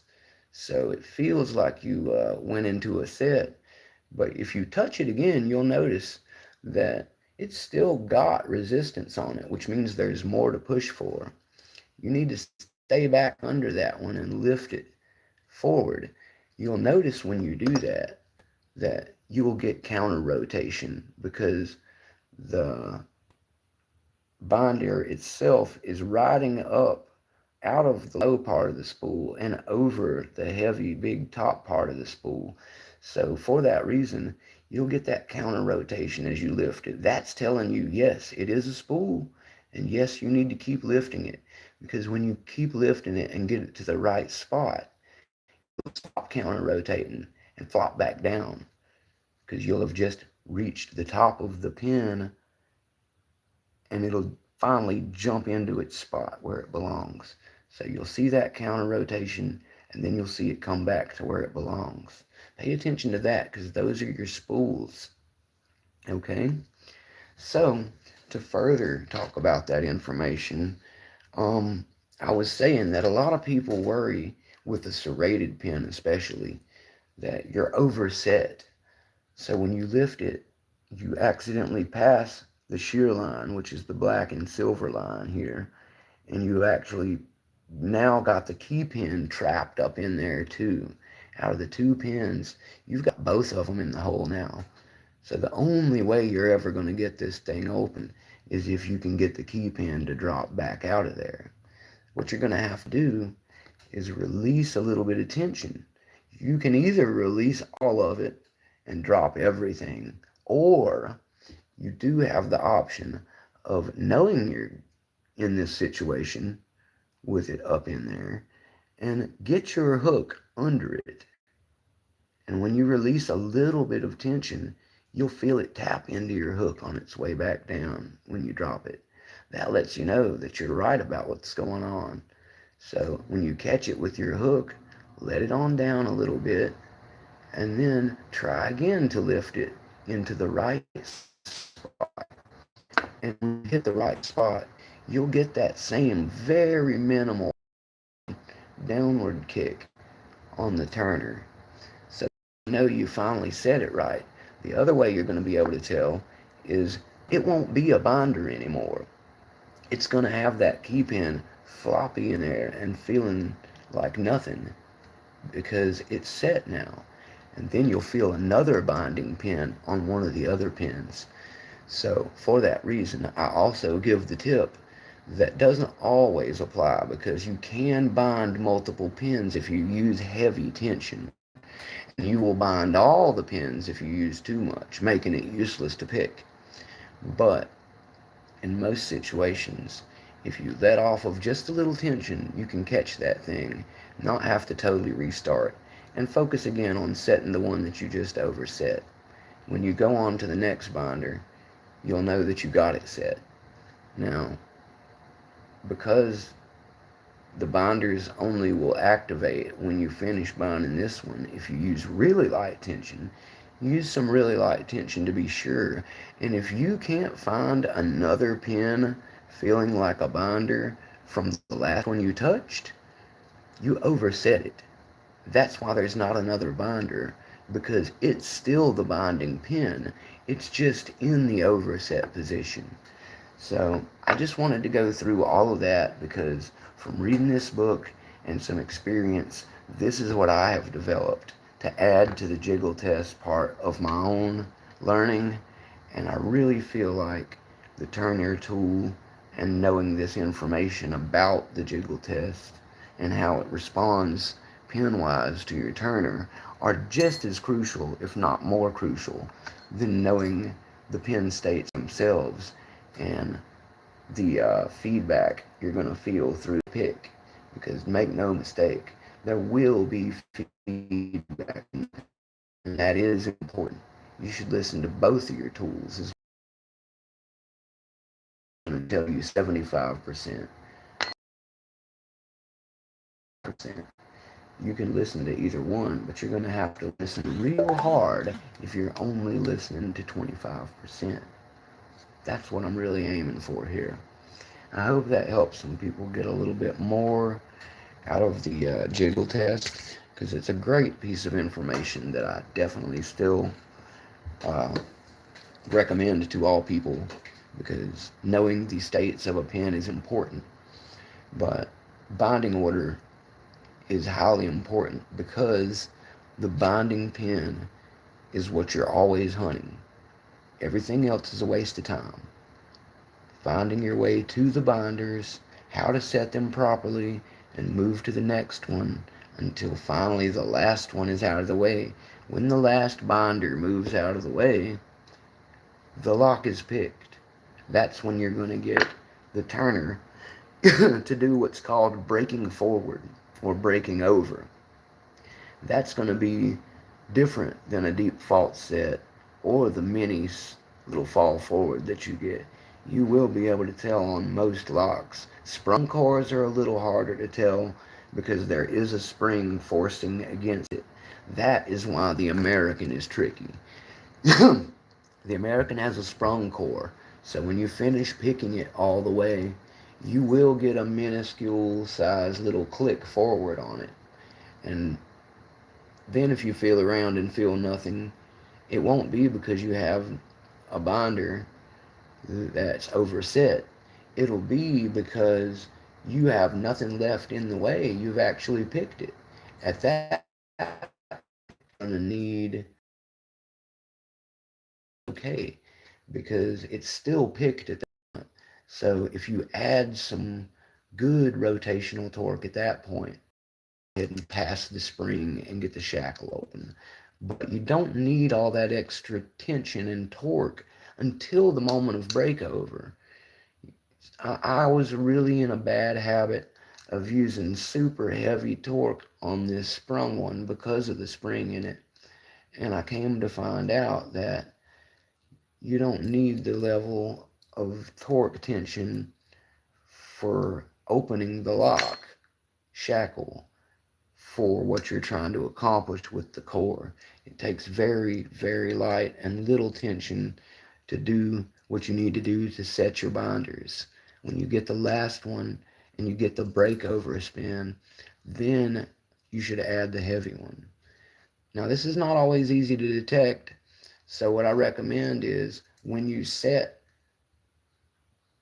a binder of any kind and you know you've already been set a few, go ahead and give it a good crank down and just double check, was that the last one? But don't keep the strong tension on.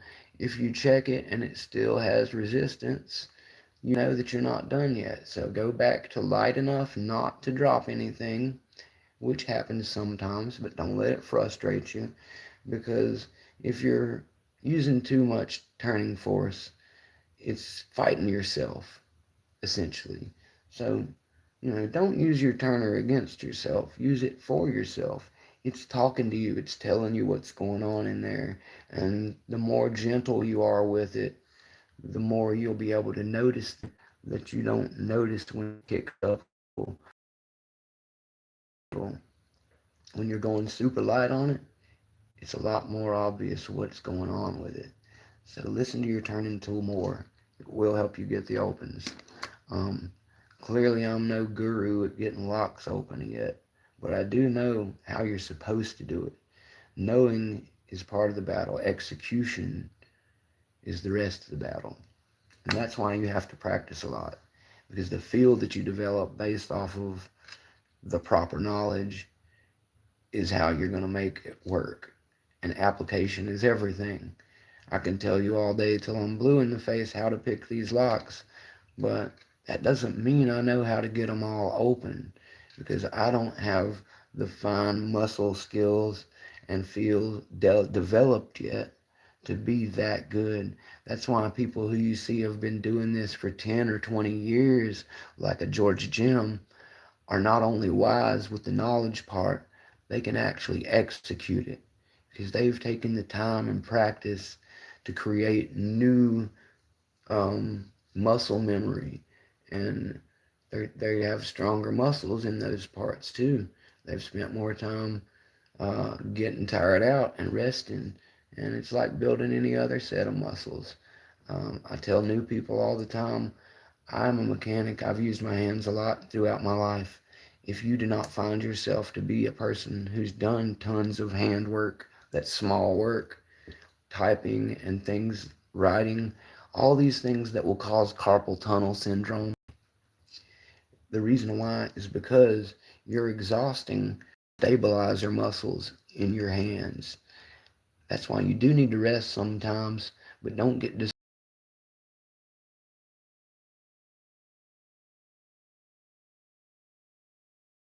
stay practicing from time to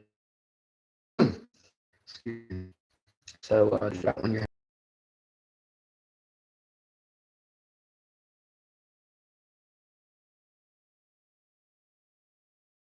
and if you're still strong-willed enough that you wore your hands out but wanted to keep picking, that is a good sign for a lock picker, because it means you have a very strong mental patience tolerance.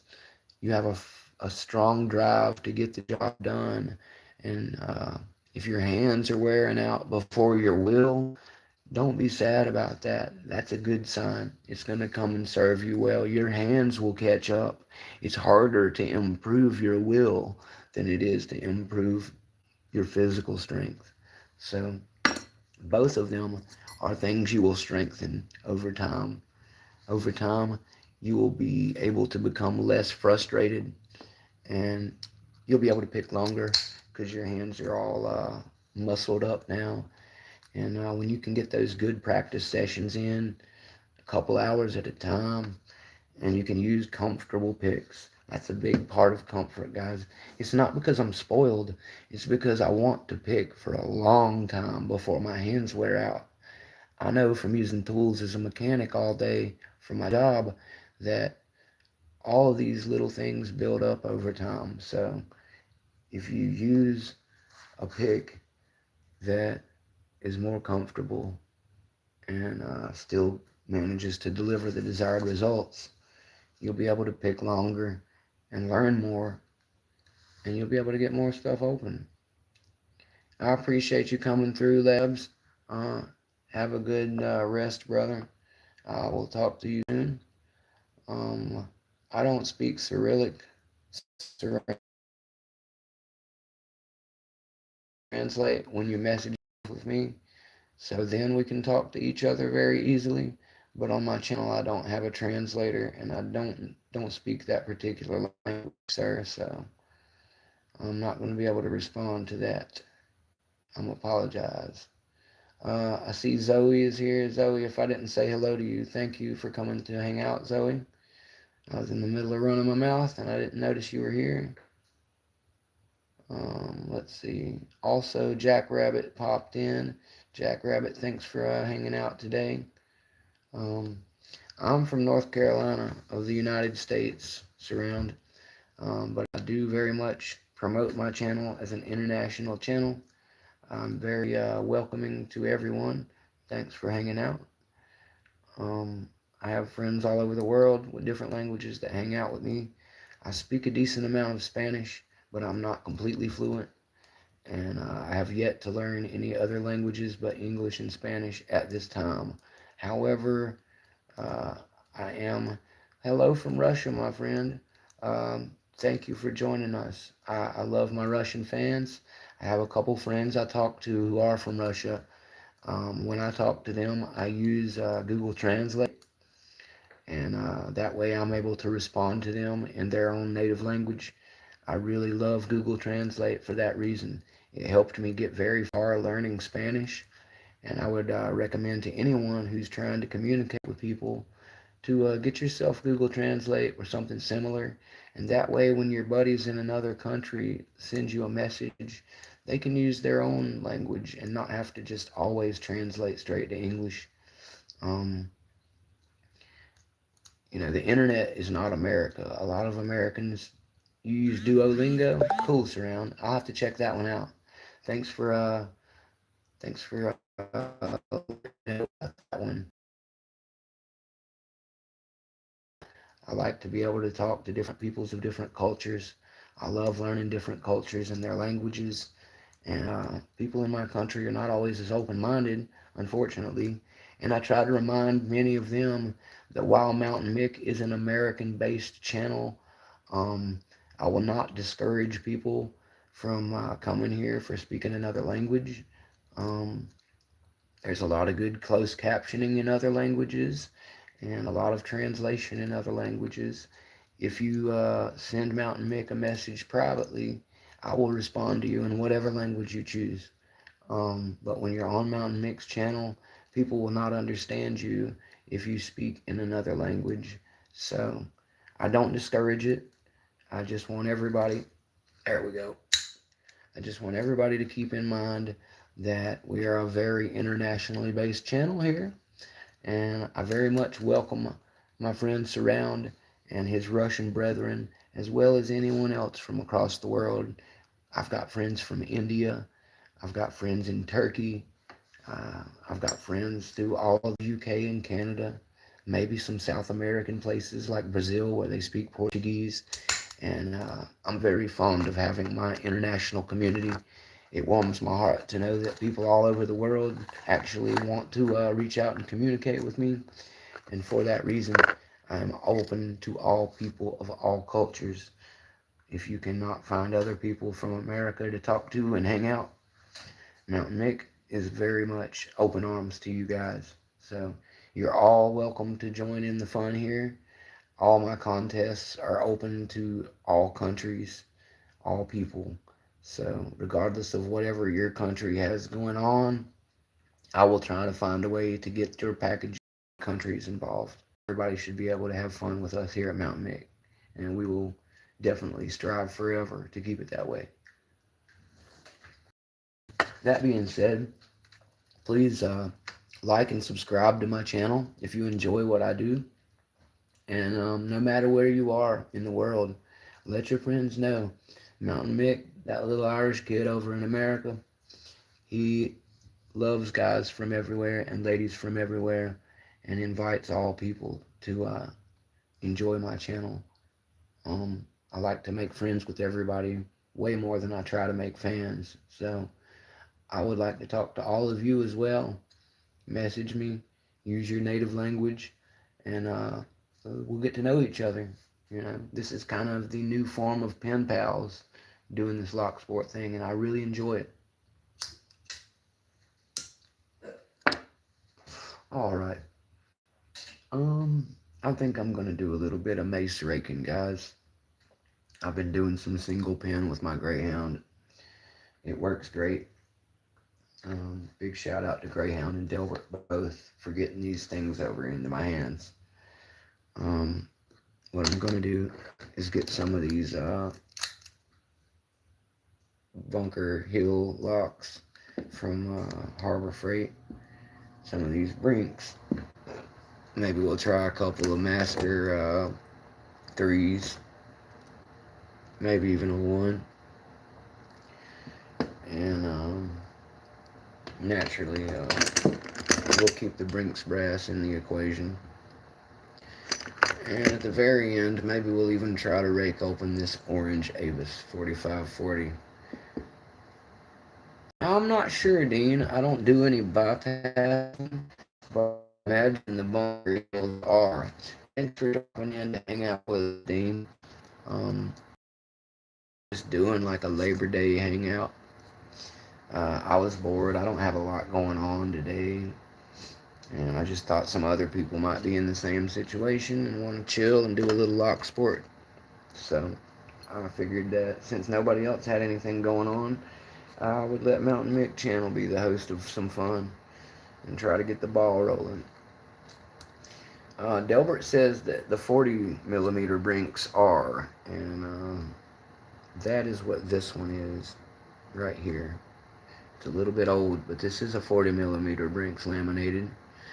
I think I may have one or two more somewhere, Delbert, but I don't have a bypass tool. I could probably try to do it with a hook or something, but I don't have any shanks or any specially designed tools for bypass. Let's see. I am gonna do some some rocking around with my mace set. And I think I will use my Reaper turner this time. I love my mace turner as well. I'm going to use the Reaper turner. And I will get all three of my mace rakes ready so we can interchange. Don't want to break this awesome case. It holds them really good.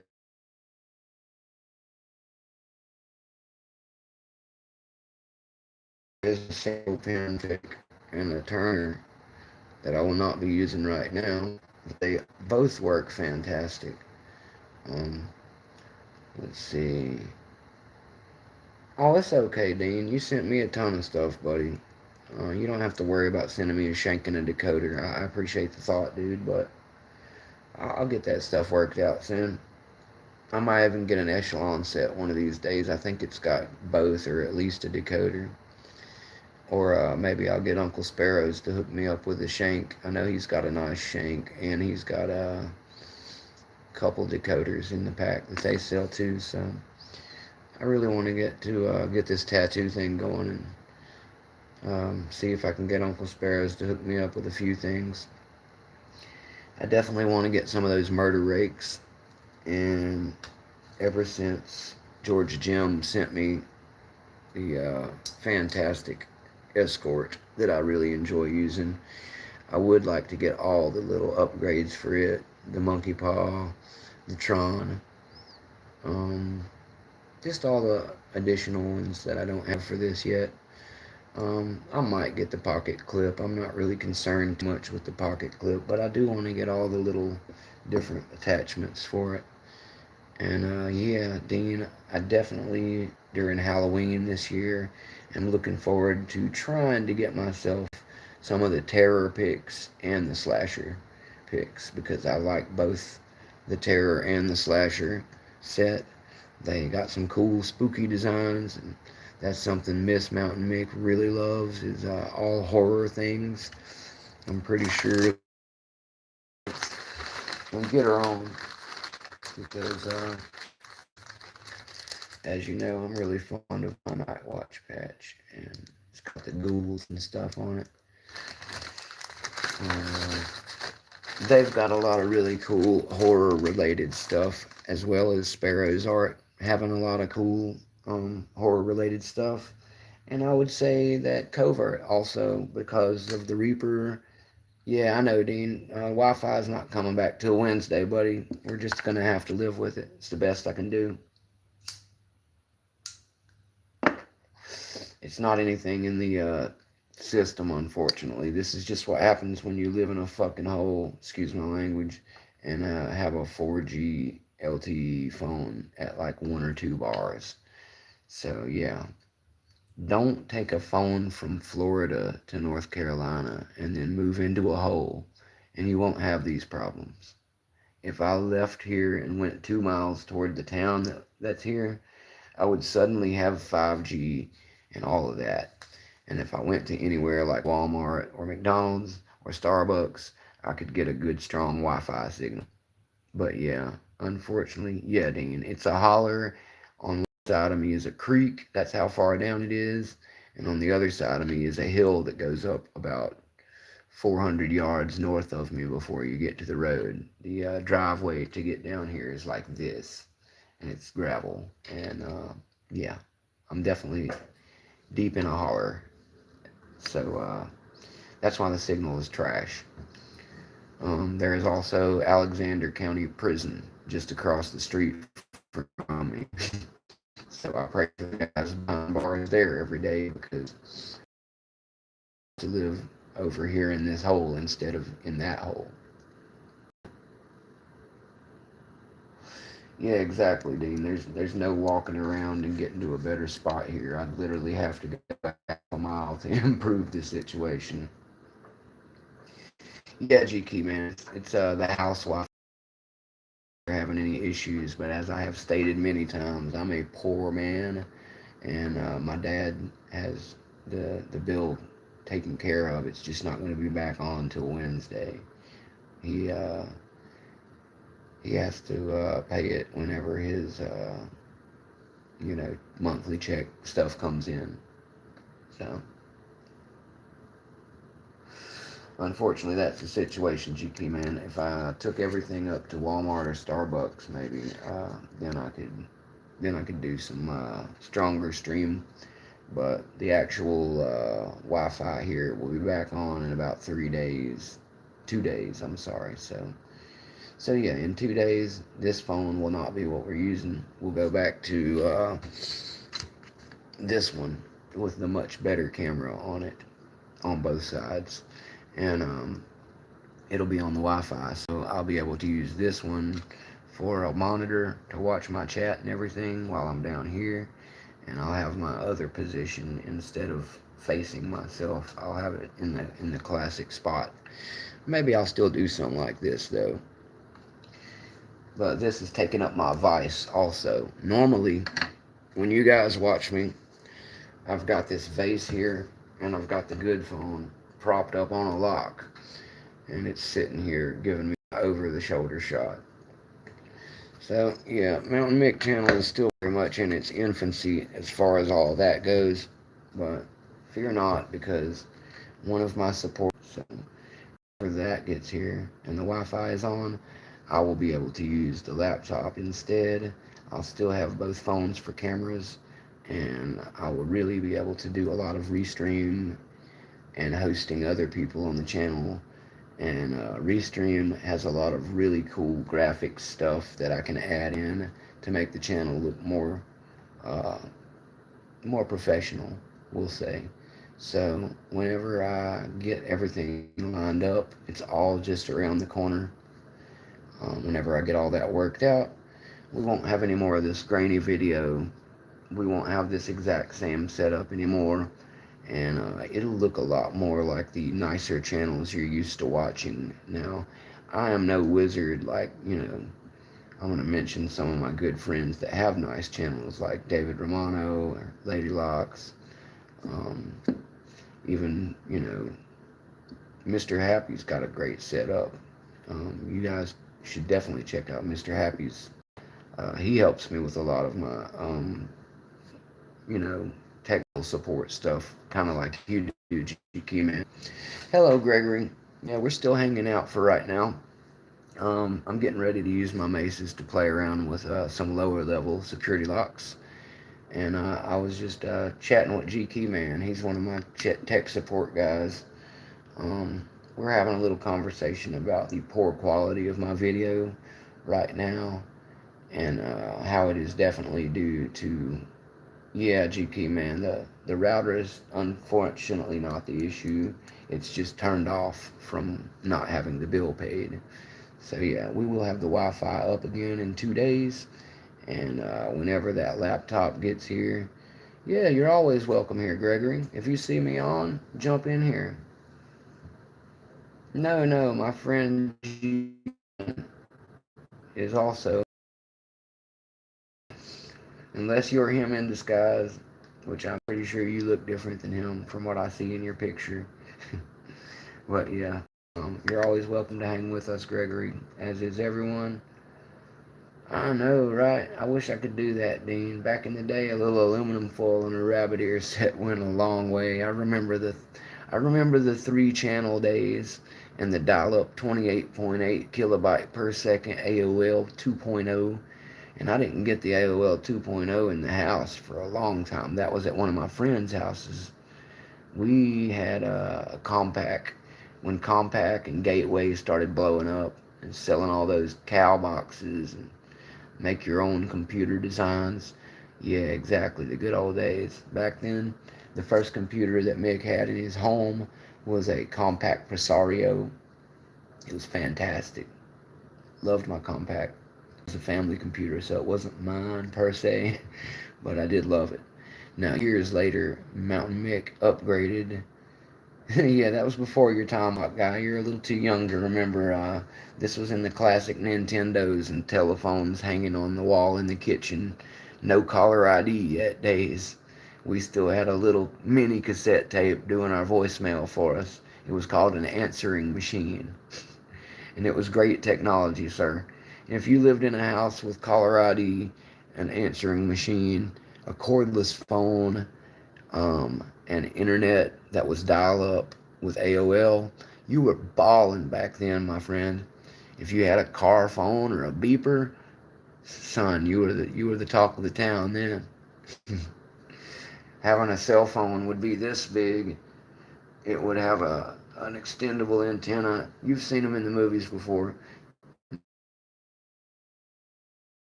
That is indestructible. It only had snake, texting, and calling on it, and we were using prepaid plans.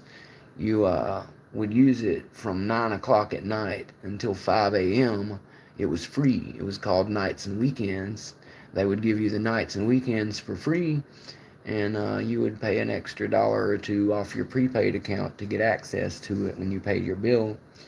And they would charge you otherwise about 20 cents per minute talking and about 10 or 15 cent per text send and deliver or receive. So yeah, it would pile up really quick in the prepaid days, my friend.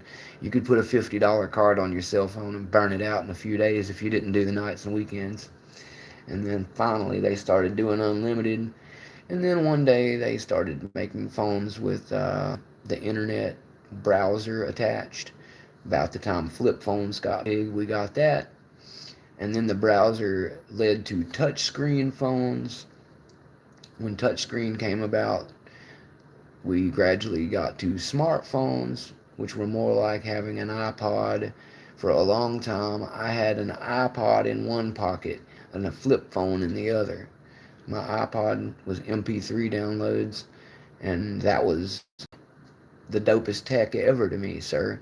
Because when I was growing up, we had a cassette player.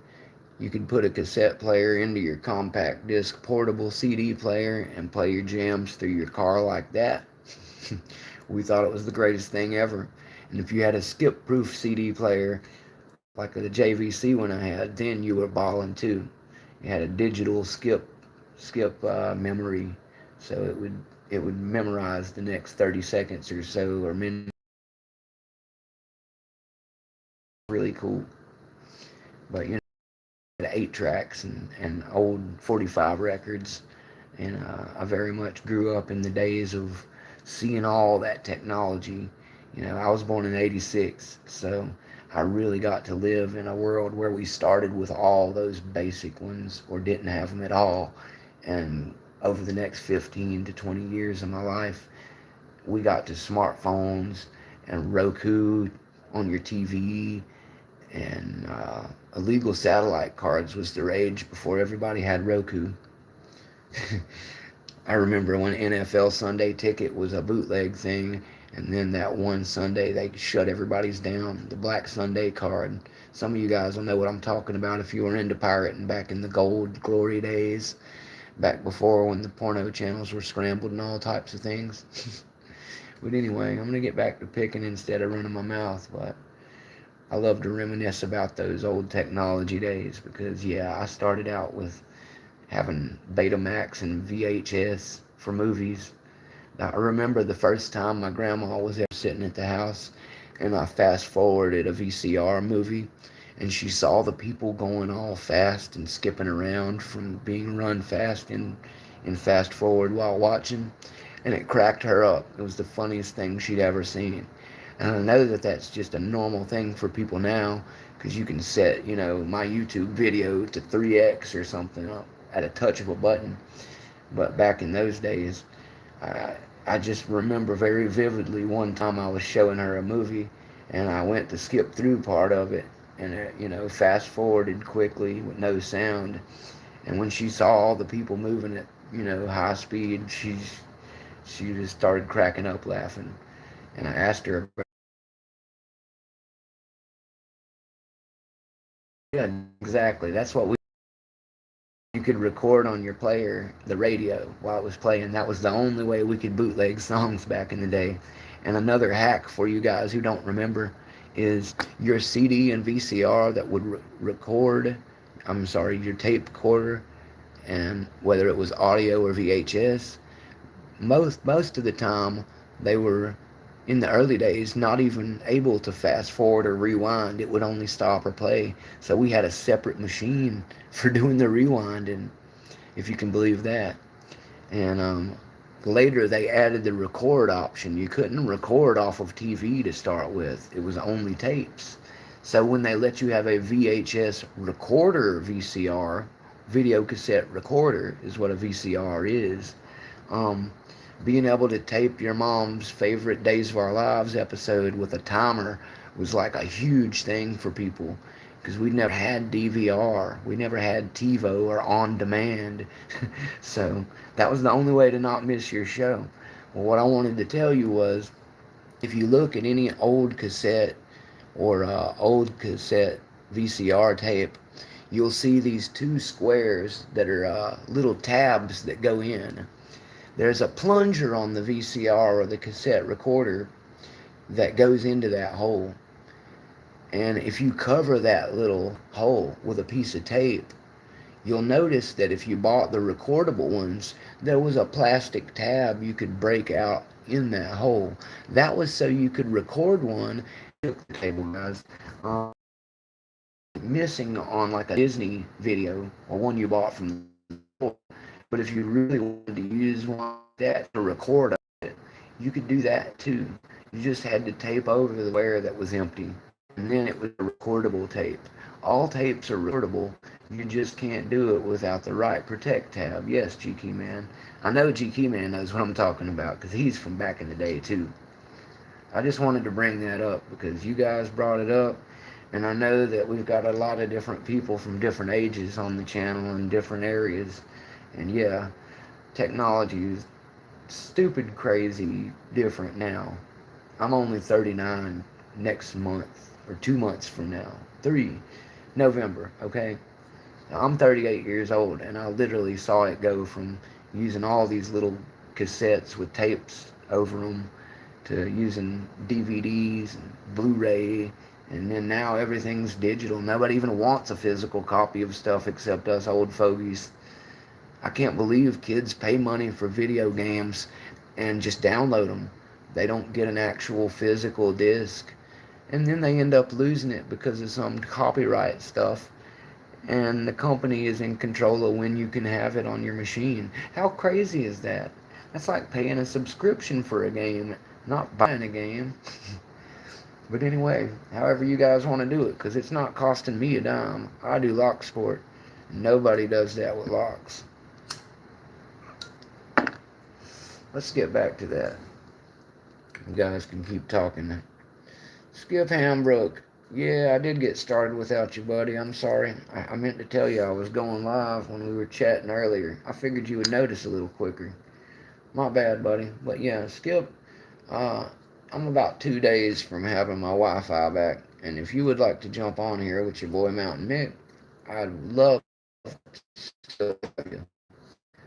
If you just want to hang out, let me run my mouth all the time. And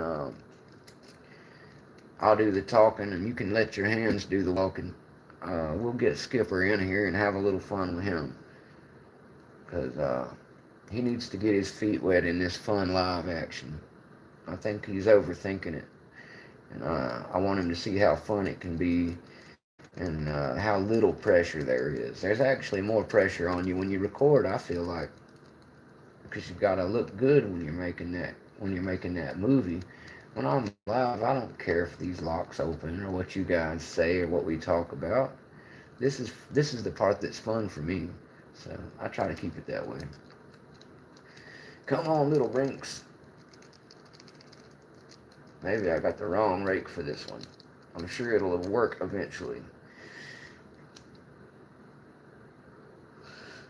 Yeah, Skip, it will be fun. Like I said, once I get my signal working better, I still think that your signal would have worked fine the other day if I'd have had good signal. I think whatever we were having with your audio was from my end. So I don't expect to have that problem again once I get the Wi-Fi on. And I'll be able to patch you or whoever else in on Restream. And we can get that laptop in here and start using some really cool banners and stuff. And before you know it, people won't even realize we're just a couple poor kids in a kitchen anymore. We'll start to look like we're professionals. We might even get us some sponsors one day. I doubt it, but that's okay. We'll still keep having a good time with each other, and that's all that really matters. I didn't get into this to get famous or make money. I got into it to have fun and meet people. That's what I'm doing right now. All going according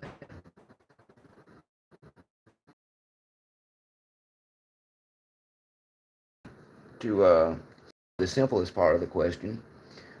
These are Sparrow's brand maces, mace picks, and these are the 3 rakes that I use out of the 2 sets I have. I am using them to rock them around inside these locks, and different profiles work different on different locks, but you can get a pretty quick open on some of these locks with a turning tool and one of these maces. And I carry them all in this really nice 3D printed case that Walt Cade made for me. So if you like them, check them out. You can get them at the Sparrows site, and Sparrows actually has a link to Walt, my buddy on Facebook, who helped them design these things and helped he's the one who sent me this 3D print. He can do it in different colors, and it fits really good in my Reaper case that I got from Covert Instrument with my full-size picks that come in it. So yeah, if you are interested in this kind of thing, Zeus, I would invite you to subscribe to my channel. I would also invite you to hang out and meet some people in the chat. Many of them are other pickers. There you go. See, the maces work great. And I would also invite you, while playing around on my channel, to look for my playlist that's called Videos from Friends, because that one isn't videos of me. It's videos that friends of mine in this community have donated to help me spread the love of their channels and help us all find each other and share some really cool videos. Many of them are better pickers than I am. They all have different YouTube channels as well, And if you decide you want to start picking, we can all tell you how to get started, and you can do it. But if you get into making videos too, I'll be happy to add one of yours to my videos from friends someday, and that way I can help you bring some attention to your own channel. But yeah, dudes, this is a lock picking channel. We do locksport, which is the hobby of picking locks for fun. It is good for me to mention while saying so that we pick in a lab type scenario, which is mostly sitting in the comfort of our own homes. We only pick locks that we own, and we only pick locks that are not in use, because if you damage a lock or you get into the legal, there we go, the legal implications of picking locks you don't own, there's a lot more slippery and sometimes illegal things that we do not promote that go into that. So for that reason, we typically stick to the rules based there. But yes, if you would like to hit the like button, the thumbs up, double tap your screen. If you would like to subscribe, you will see more of my videos, and you will be able to find your way to my channel when I go live like this and have a little hangout.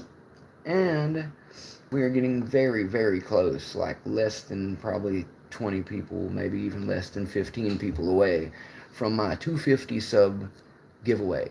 So whenever we reach certain milestones on all these different channels, what we like to do is have a little lock picking contest or competition, and the winners win locksport based prizes. My first competition was a speed competition of picking a white or yellow belt difficulty lock, kind of like this one, and trying to get 5 opens as quickly as you possibly could. Um, the winner, who was in here earlier, I'm not sure if that guy's still in here, but 77 like this one, which is a really cool lion head, older antique style master lock. That was the prize. And I added some really cool sticker packs and some other goodies for him and for my runner-up. And I'm still trying to get those sent out to them. As I said, I'm having a little bit of money issues personally right now, but that's all going to be solved very soon when I get back to Florida, where I belong. And anyway, the new contest has about 4 or 5 locks. I may add a couple more by the time we actually start. But when I do start, I'll be telling everybody what the definite rules are, which locks you can use, so we're all on the same page. And then everybody can make an entry. We will take a random drawing from the entries for the grand prize winner of this one.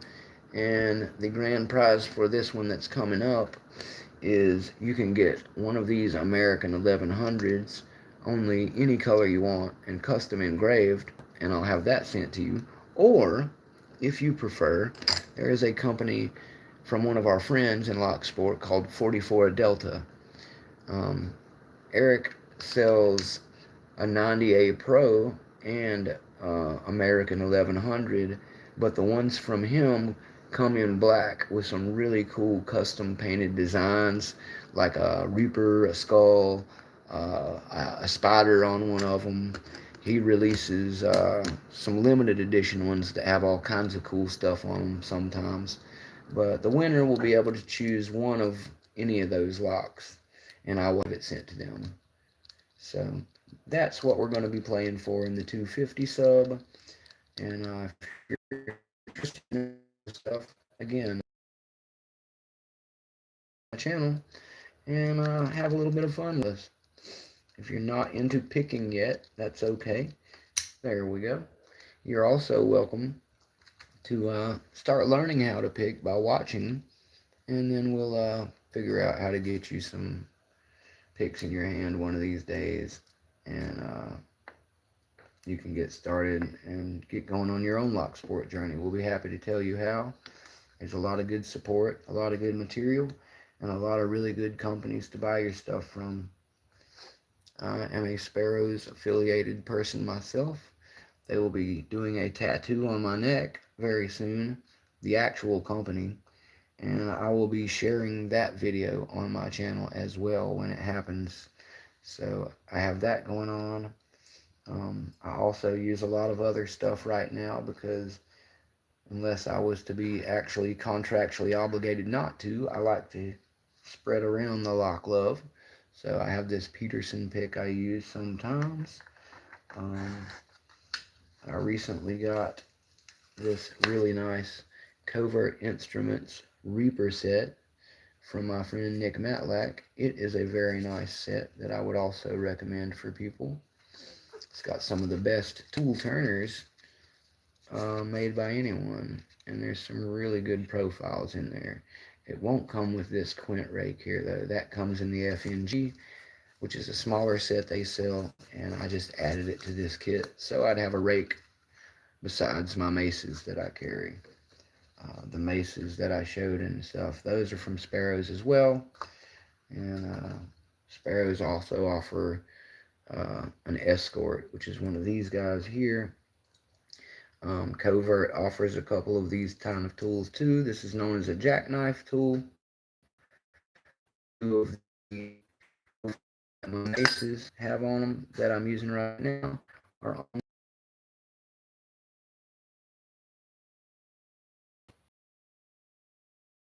this lock back on it, and it's really good for carrying around with you in your pocket.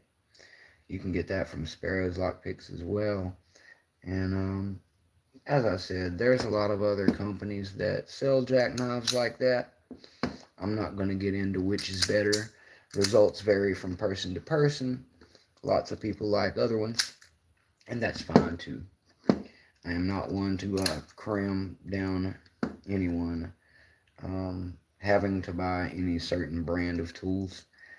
I am just letting you know that Sparrows is where I got my start and a lot of my tools, and they will always hold a place in my heart, as well as they will soon hold a place on my neck. Probably this side, since I usually do picking over the right shoulder. I think that they'll probably want it here. But anyway, I'll be showing that adventure that's coming up on the channel. And for now, I'm going to use the Escort on a few of these easier locks, just to show you that much like the mace set, it is a pretty formidable little tool as well. I'm going to start out, let's start on the master lock number 3. It's a very typical beginner lock. And I'll even use the turner that comes out of the tool itself instead of using other things. Typically I like a couple of other turners, but for the sake of doing this and keeping it about the Escort, this is the turner that comes in the Escort. It actually hides down in here behind the lock back, so you always will have it with you without worrying that you left one at home. So what you do is you get your weapon of choice out here, which I'm going to be trying the worm rake, which is a smooth triple peak. And sorry about the video, guys. I'll get the Wi-Fi back Wednesday. Thanks for hanging in there with me while we've got crappy signal. But yeah, as I was saying, you can slide this thing out from here like so, and then you can get to work, which makes it a very cool tool to use. Is my chat still working, or is nobody talking right now? Anybody who's still here, if you could just type something in chat just to confirm for me whether it's still working or not. I'm not getting anything at the moment. Hey, Spicy Nug. See, there we got to open with the Escort. Thanks, GK Man. Appreciate it. I thought it was probably just everybody chilling and enjoying themselves. Just wanted to make sure, because last time, remember, GK Man, I did lose my chat towards the end of the video, so I was just checking to see if that happened again. Spicy Nug has entered the house. Zoe's working. That's cool, Zoe. Like I said, never a problem. Appreciate you hanging out. I was just wondering if anybody was able to talk. That's all. You guys are more than welcome to hang out without talking. Just wanted to make sure that the option was still there for anybody who was trying. and that I wasn't just missing it. For some reason, my last chat bombed out on me right towards the end of the video, and hopefully that won't happen again. Yeah, that's the thing, Delbert. None of these rakes will.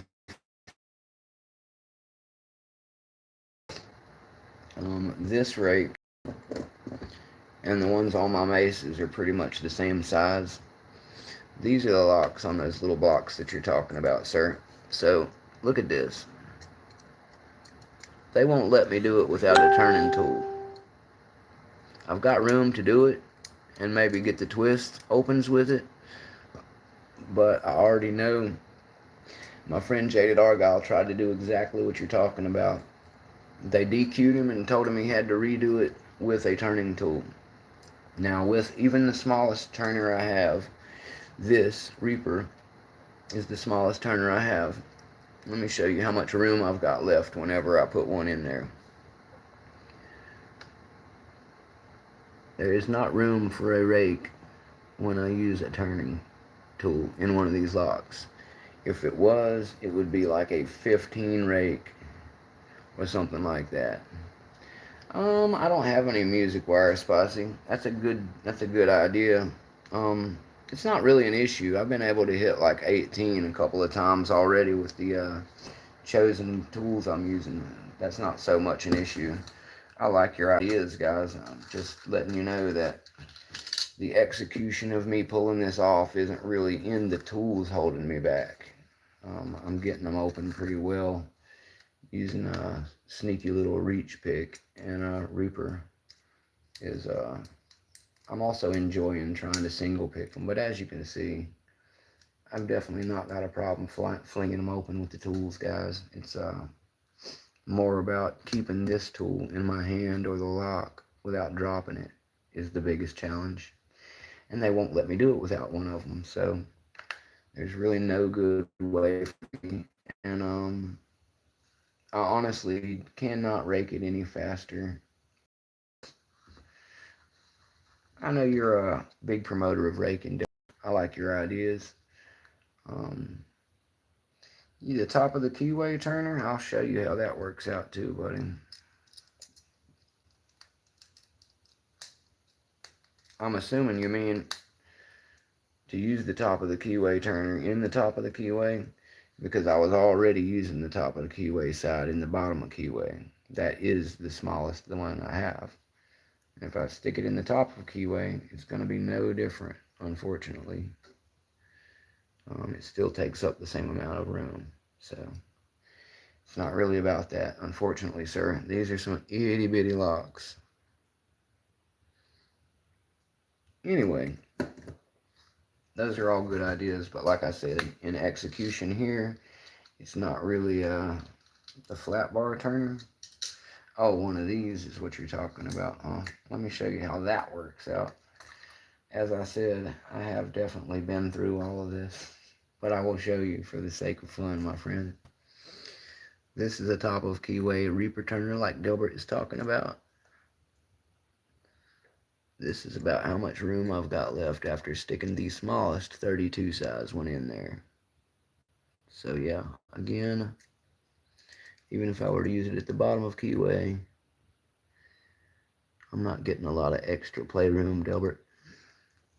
The fact I can get both a turner and one of these skinny tools like this or my Sparrow's Reach are already pretty tough on these little bitty locks.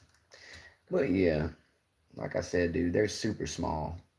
And honestly, as I was saying earlier in this video, what I had originally hoped to do was to get 20 of these brinks, and this for the max when I do it. If I get 20 of these brinks and use just the worm, double, I'm sorry. Let me get the right one or this is going to go really poorly. But yeah, I got a feeling if I use the triple worm and this, I can possibly mace my way on the right day through 20 of these bad boys here. But I would still have to have them hanging off of something like Rockout's brother makes. That's why I was mentioning him earlier in the video. GSL Creations. He makes a little fence thing that would be perfect for setting up in one of these guys. And maybe I was using the sharper one on this. But at any rate, I'm pretty good at getting these open most of the time. There we go. See, it's about using the right one too. The worm wasn't getting this thing open, but the triple peak popped it in like 2 seconds. So, got a feeling with the right 20 of these Brinks brasses, I could literally mace my way through the Berserker challenge. And I will be giving that a shot one day just because I want to be the first one to do it with maces. If somebody else does it before me, which I doubt will happen, that's cool. I'll still do it. But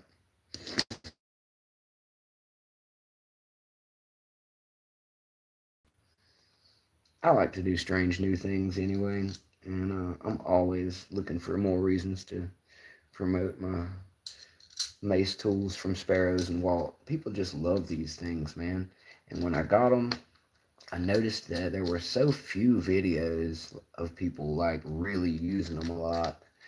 And my friend Rune Smith always talks about how when you have EDC tools, you should practice a lot with them.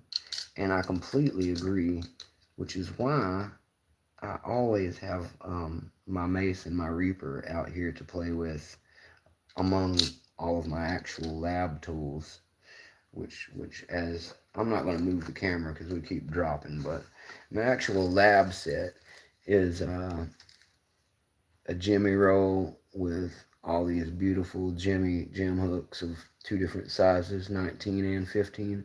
Then I've got my 3 Greyhound dog legs, thanks to Delbert. There's one of those in 3 sizes. And then I also, as many of you know, have my favorite Sparrows comp case folded back over here. And it is stuffed with my tweezers, some tensioner 1 and flat bars. The ones that I bent myself to make some ergos out of, they work pretty well, but not as well as the curved turner set Sparrows actually sells themselves. These are the turners I recommend if you want to buy turners. Get these and get the Reaper, and you'll have all the turners you need. If you are an enjoyer of double-sided Z-bars but want some long ones too, I would recommend getting the kit that Greyhound and Southern Specialties sell. That is the Longhorn, but they have 3 sizes on those, and they are the double-sided top or bottom of keyway like this one, only they're about twice as long, and there is a good color-coded little strap on them so you can do the quick grab and know what you're messing with. Yeah, Delbert, I wanted to show it off really quick since we brought it up. This is my comp case from Sparrows. This is what we're usually using. I consider it to be my main kit with the jimmy roll. And honestly, all this stuff together is my real kit. But I usually leave the comp case and the tool roll in the lab. The only thing I like to take out with me is the Reaper, which holds my mace set. I like to keep this guy in my other pocket with this. So if I've got my escort, my turners, my reaper, and my maces, that leaves me with all 25s on the escort, all 20s in the reaper. I've got the quint rake from the FNG, which is a 25 stuck in there. That gives me all the reaper turners, all of these turners, and my mace turner. So that's literally my favorite bunch of turners anyway. And it gives me 4 or 5. Yeah, 5 because I don't have one of them in there right now. It gives me 5 different hooks in 20 from the Reaper set, a 25 rake there, and it gives me all my mace set, which is 3 more rakes and a single pin small finger hook. And then I still have 6 more that will go on my escort that are all in 25. There's a city rake on this thing, which is something I don't have anywhere else.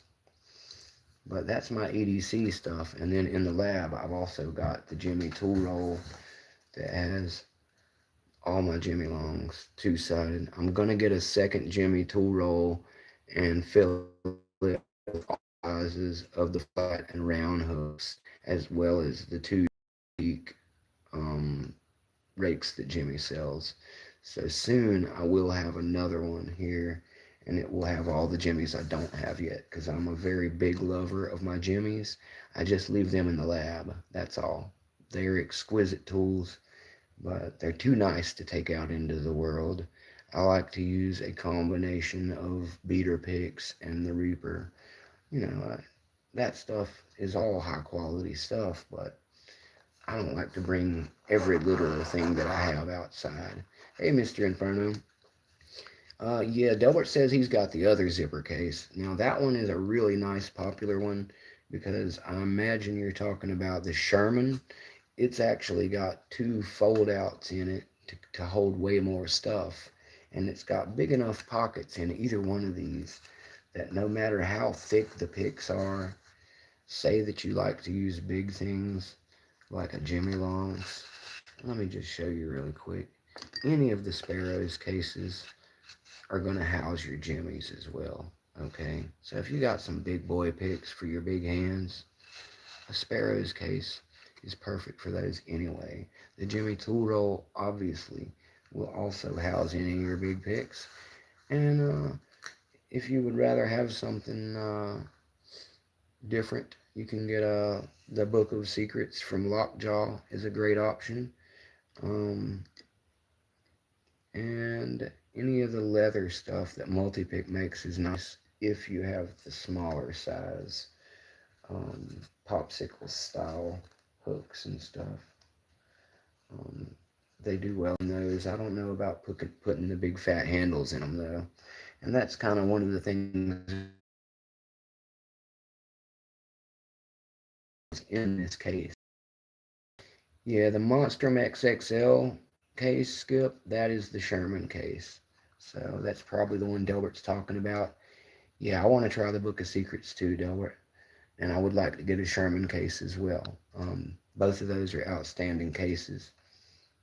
Um, the reason I got the comp originally is because I was only getting about 8 picks. And as you can see, I've been stuffing it with stuff ever since. It's got tons of room in here, even without those fold outs. And having the bigger case, I am going to get one of these days.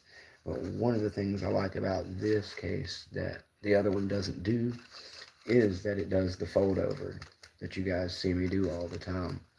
So it's not just a case, much like the Reaper. The Reaper, so you guys know, can also be set up in a way that it sits on the table.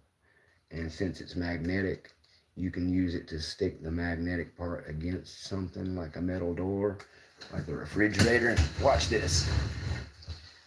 Since I've got it in camera this time, and I rarely do, check this out. That is what you can do with your Reaper case that you can't do with my Sparrows or my Jimmy, okay? That's one of the reasons I do like that case. It won't hold your big boy picks, okay? You're not going to get a Jimmy Longs in there. You're not going to get a 44 Delta handled Reaper in there.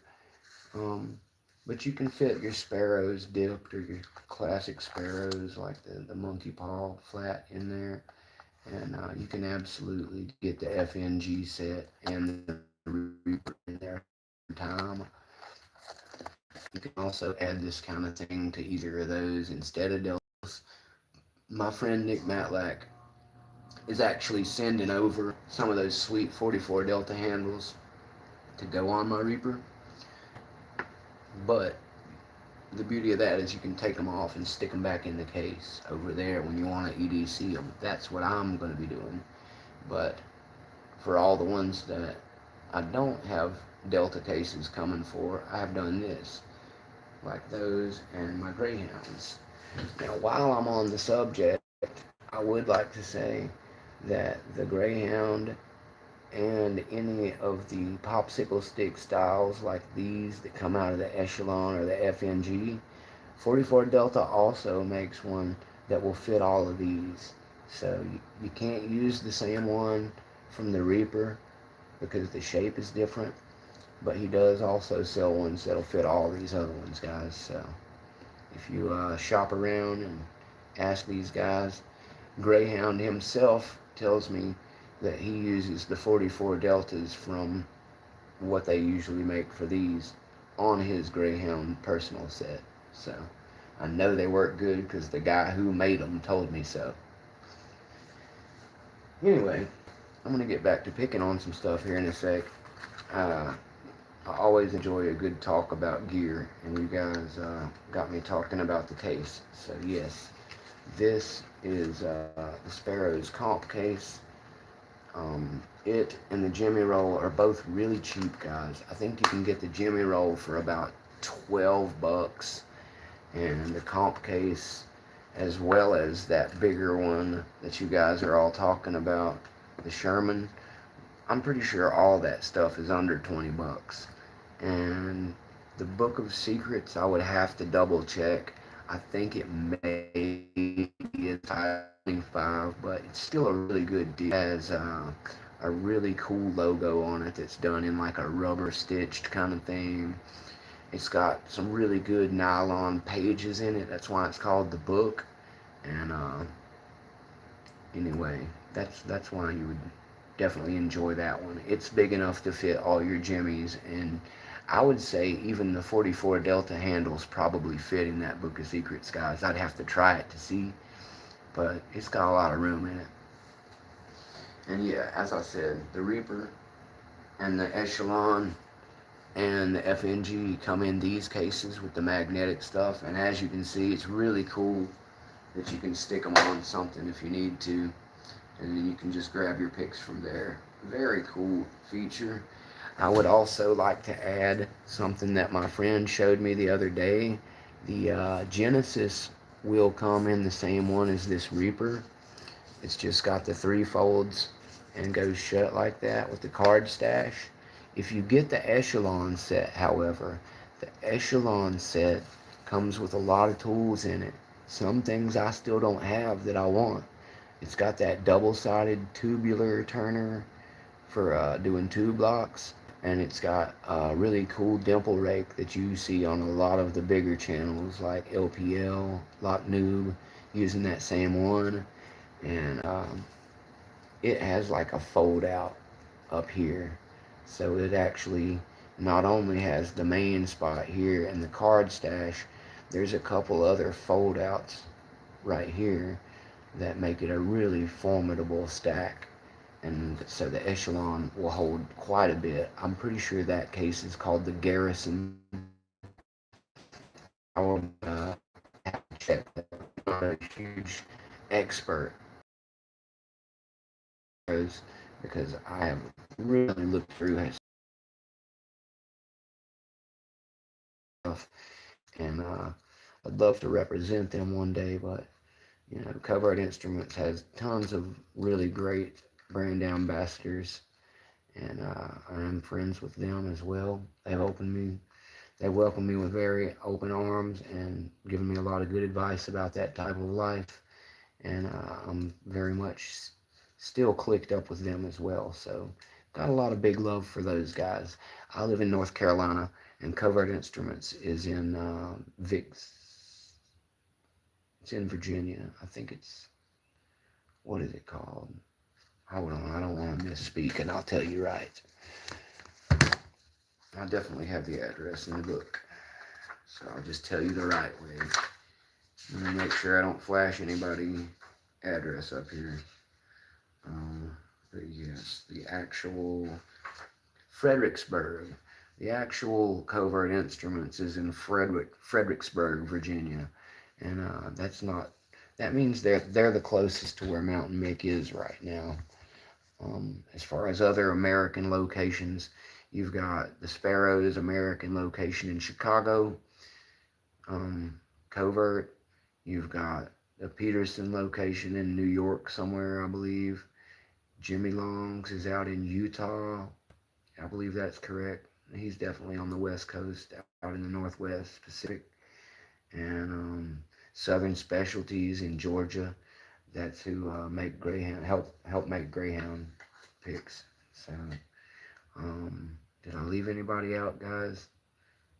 Sparrows in America, Covert, Jimmy Long's, Peterson, Southern Specialties.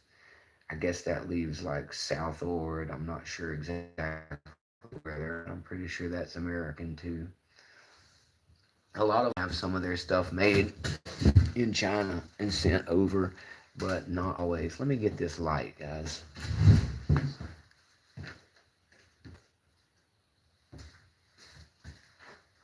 All right.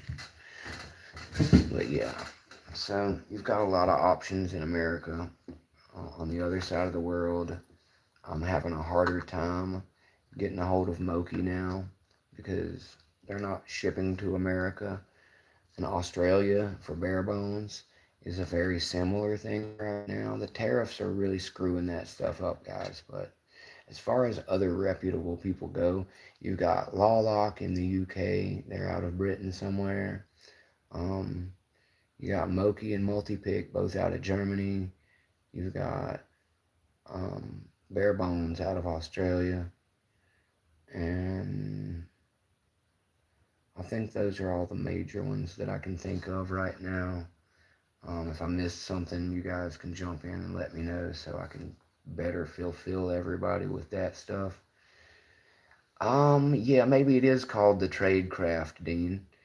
I think you're right. One's the Tradecraft and one is the Garrison.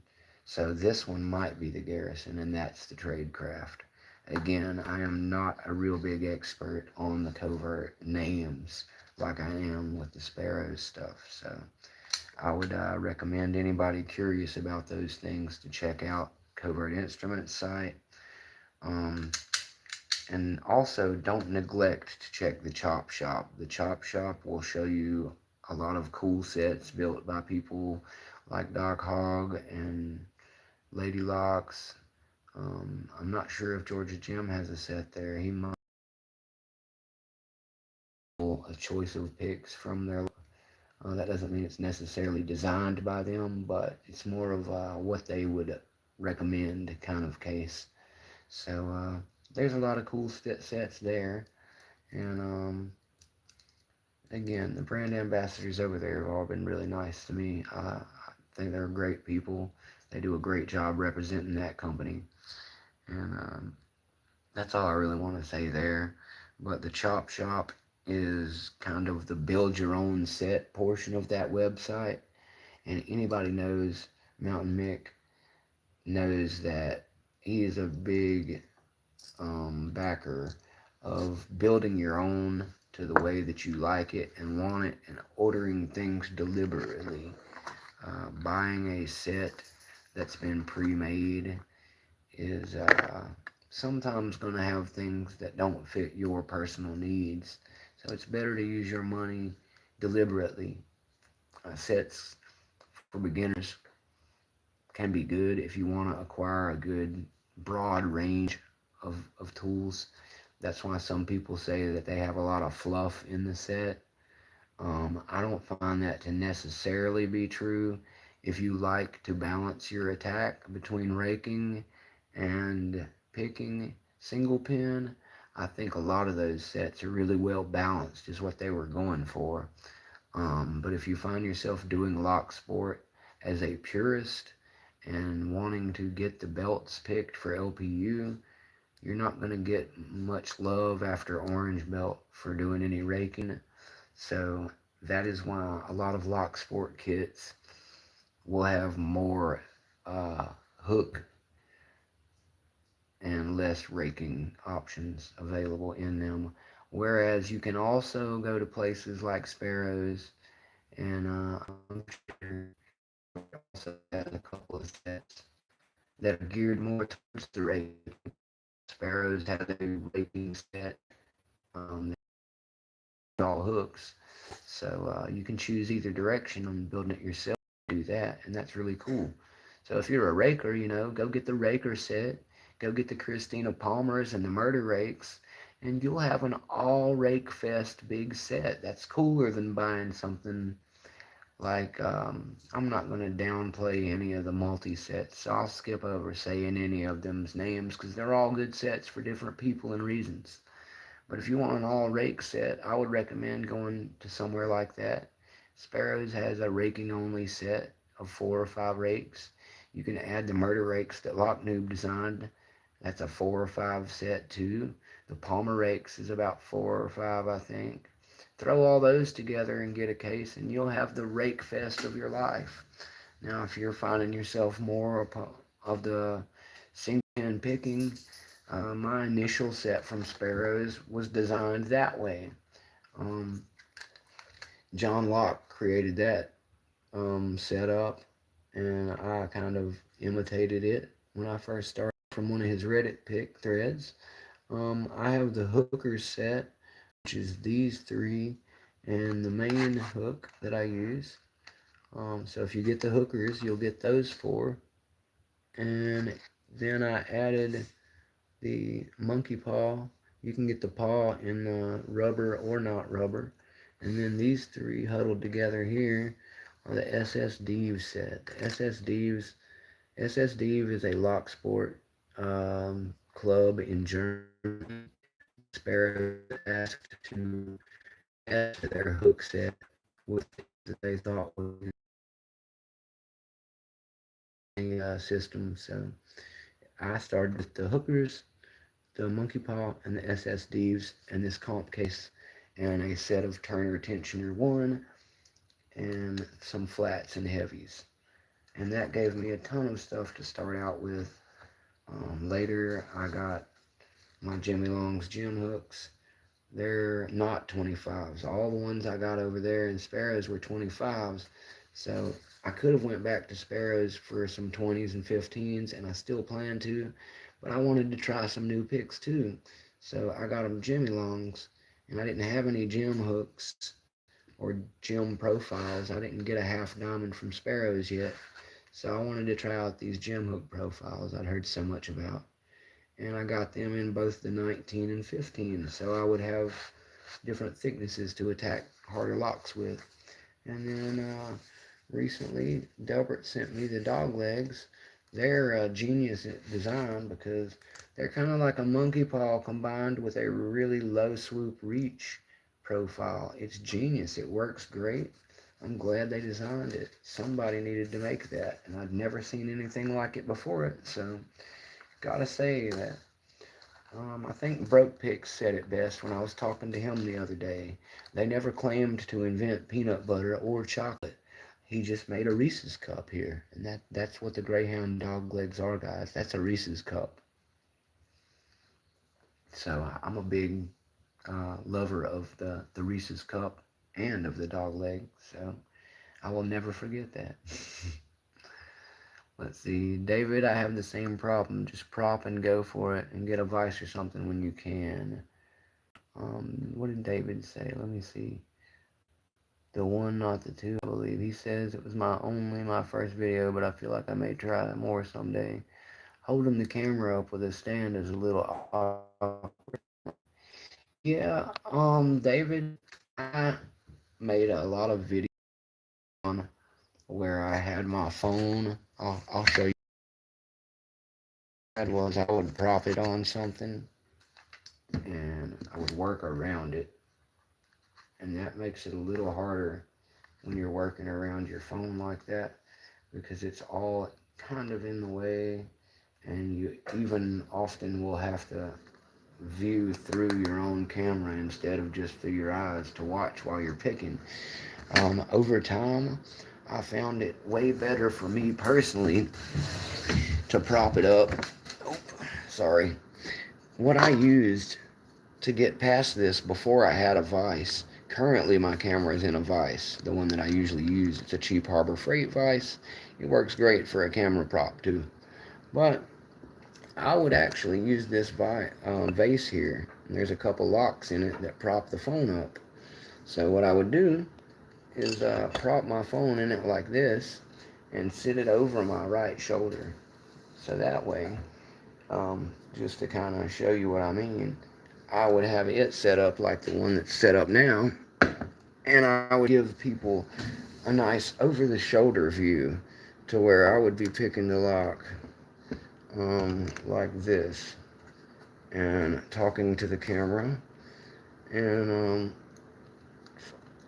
giving it a pick from an angle where people can still see what you're working on is very desirable. People like to see the keyway. People like to see the turner. They like to see from down range. So I prefer to do my picking videos. Sorry guys, I got too close to the camera and glitched it again. But yes, that's the way I got around the problem that you're talking about now. As you get further into it, you'll find that you can use your vise as a good way of holding your camera up when you're not using it. Now, obviously, whenever I'm actually vise picking, I go back to this setup and I will record into my vise from the same angle. So that really helps. And I can't stream that way with better phone right now because of my Wi-Fi situation. So that's why we're doing things this way. But I've been doing it this way a little bit because my channel started as mostly a hands-only channel, like many of the classic Locksport channels. Bosnian Bill, gotta be my #1 hero. Lockpicking Lawyer also is one of my big heroes. You really never see either one of them on camera. It's always a hands channel, and I respect them for that. But I decided early on in my own channel that I would do a lot of hands-only content, but that I would also show my face from time to time so I could have a more sitting and hanging out with me type of feel to my channel. I like to keep my channel very personal feeling, like we're just, hanging out at my kitchen table and I'm BSing around with you guys. So that's the format I've chosen. Do what works best for you and what you enjoy. As the channel grows, you can incorporate using some things you didn't have before, and you can get one of those nice desk setups where you've got an overhead camera. If you're curious about that kind of thing, once you talk to my friend and let him show you his design, he's got a nice overhead camera downward setup so you can see his hands from a straight overhead view, and then he's got another camera side view like this that he can add to it. He's got a computer off screen that he can run everything from, and he can flip back and forth, and he's helping me a lot with the production design of this whole channel and it coming along to being something like that. One day I hope to have the kind of quality video he's putting out, but he definitely has some nice cameras that aren't camera phones, and photography is one of his hobbies. So because of that, he's got some really cool stuff to play with, guys. And I will soon be having a few new things added to the channel as well, so that we can improve the quality of my videos as we grow. I'm almost at 250, and I'm really trying hard to get the Wi-Fi back on for better quality video, and soon I will even have a laptop that I can help improve some of the production value on the channel. A laptop's a really good way to run everything, especially if you don't have a big home tower style computer with monitor and everything. All those guys with super big nice gaming computers, they've got the perfect setup already waiting on them between their cameras and all of that killer RAM and ROM capability. So yeah, definitely production is a big part of this.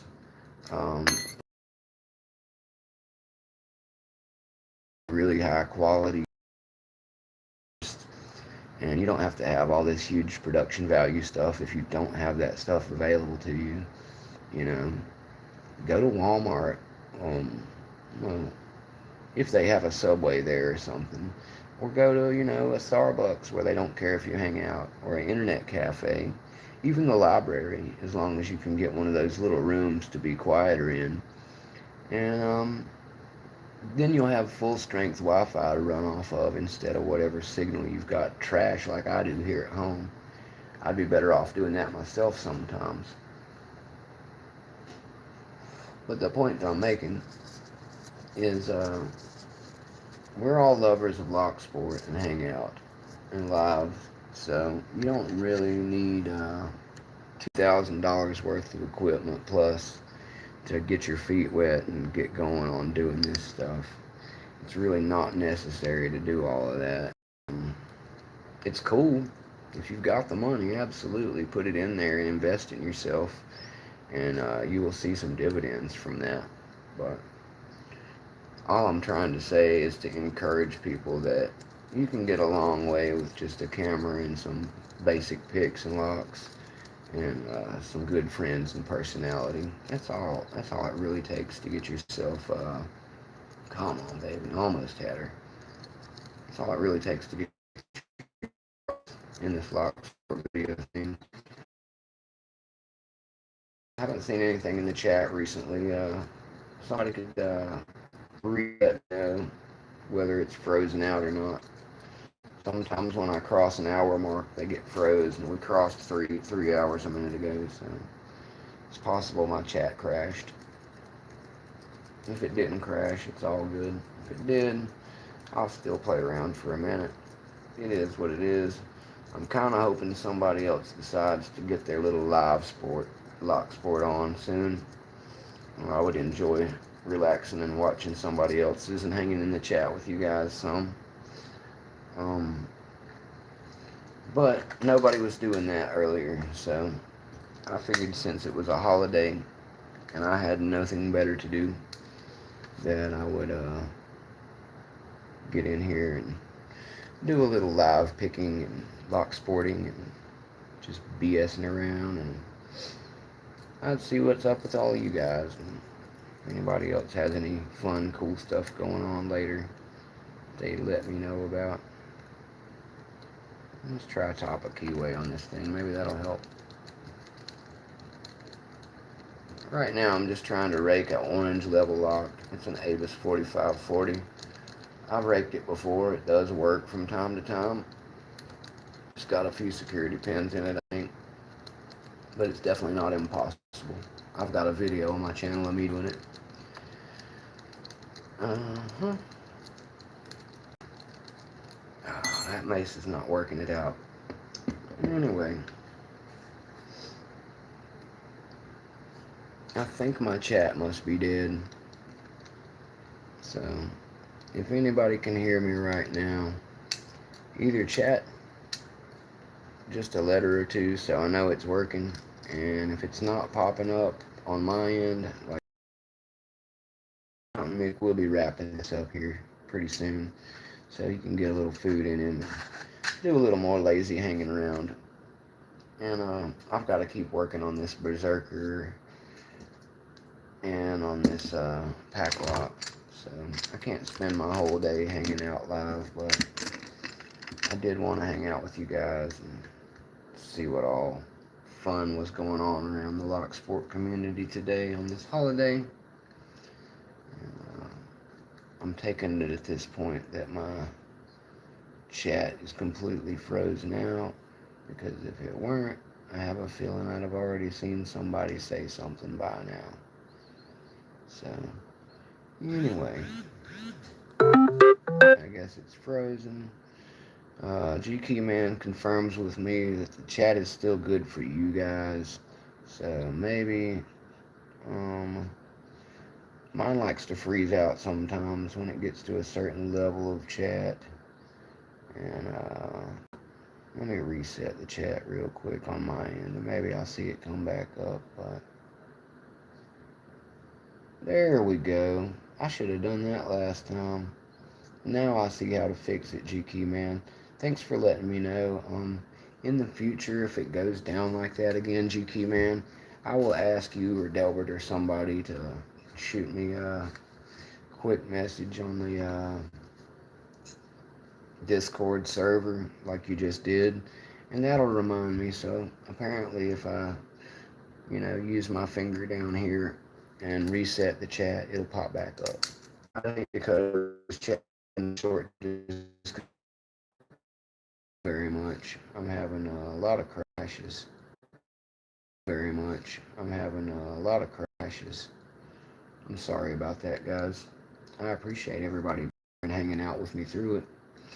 I will try to keep it going for maybe about another 10 minutes and hang out with you guys.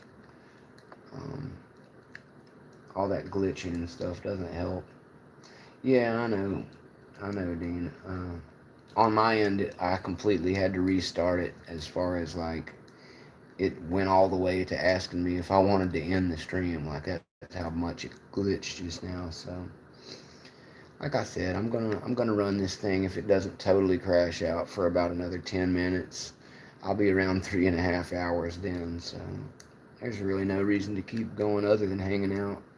I've already covered all the things I could possibly cram into this without repeating myself or doing a bunch of stupid stuff. So I will continue to hang out with you guys for a little bit. And, oh, you found the electric pick. Right. And whatnot. So, it was happening when I decided that since nobody was doing anything at the time, I was like, you know what? Maybe everybody will decide they want to do lives and stuff if I get back. Yeah, I figured that would help too, Dean. It's the same way when I'm watching yours. If I leave the video and come back, sometimes that helps. So I don't mind people stepping out and trying to get a refresher for their got that pop on. Yeah, I don't mind people stepping out and coming back or leaving as they want. That's not a problem, dude. Like I said, I just basically decided to do a little hanging out picking today, so we'd all have something to do if people weren't out at the barbecues and parties. Some of us have nothing to do, so I figured, I would host a little fun live hangout for anybody who was in that same shape. Because that's what this is for, man. Just a little bit of community hangout. In a sense.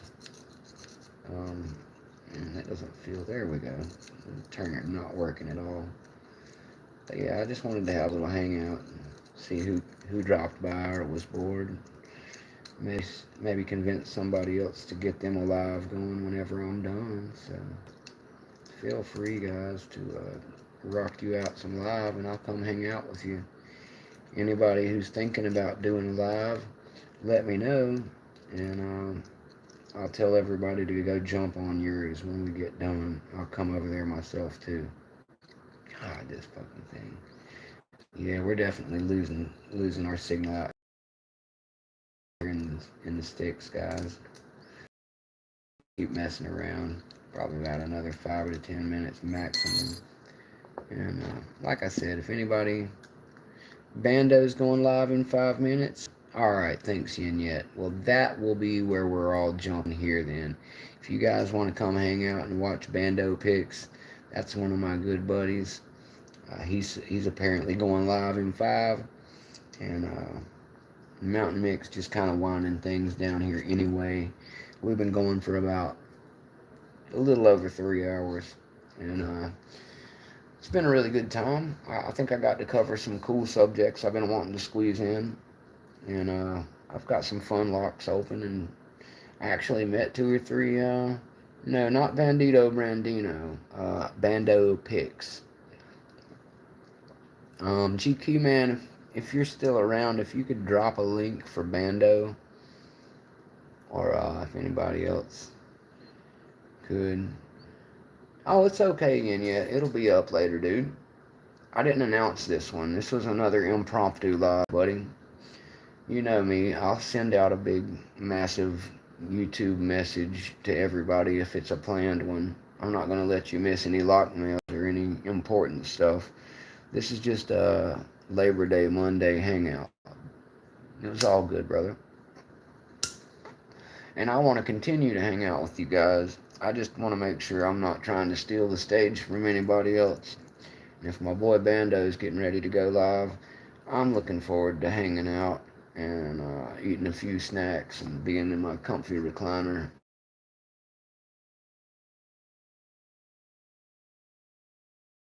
Respect that. I had no idea. Sorry for even touching on it. I would never ask you to do something you don't feel like doing, GQ man, so I respect you 100%, sir. You keep your reasons to yourself. I totally get it. Not everybody is always hunky dory, and that's okay.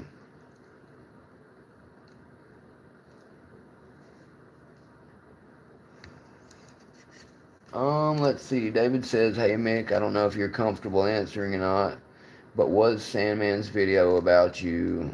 I remember you mentioned something the other night about your lockjaw patch, and it hit me later that night. Um, because me and him are very good friends, and yes, Dean, Dean's got you there. I don't feel uncomfortable with it. It's just dead at this point, and he's my friend, and I don't want any more static from that. But yes, that was about me. Apology was made by me. Uh, it was made to sound a lot worse than what it actually was, as often happens. And as I said, I made a massive apology to him. He's a very well-respected friend of mine who's been in this game much longer than me. And to cover it simply, Lockjaw wasn't responding to my emails, and by about 4 or 5 days of being ghosted, I got their attention. Only unfortunately, I got their attention by using someone's name, and I should never have done that. I apologize to him for that, and he was gentleman enough in his video not to use my name. So for and um, I will not be going into the situation any further than that. Just know that things are all good between me and him, and things also are not always what they seem when you see some of that stuff. So that's all I'll say about it, but I don't mind telling you that yes, that was about me, and I honestly didn't know it was about me until he told me himself by sending it to me, because I had spoke with Greyhound on his live earlier that morning, and I actually defended him when I found out about that, because I didn't realize they were talking about me. But that's good, because had I known, I still would have said the same things. He's a great guy.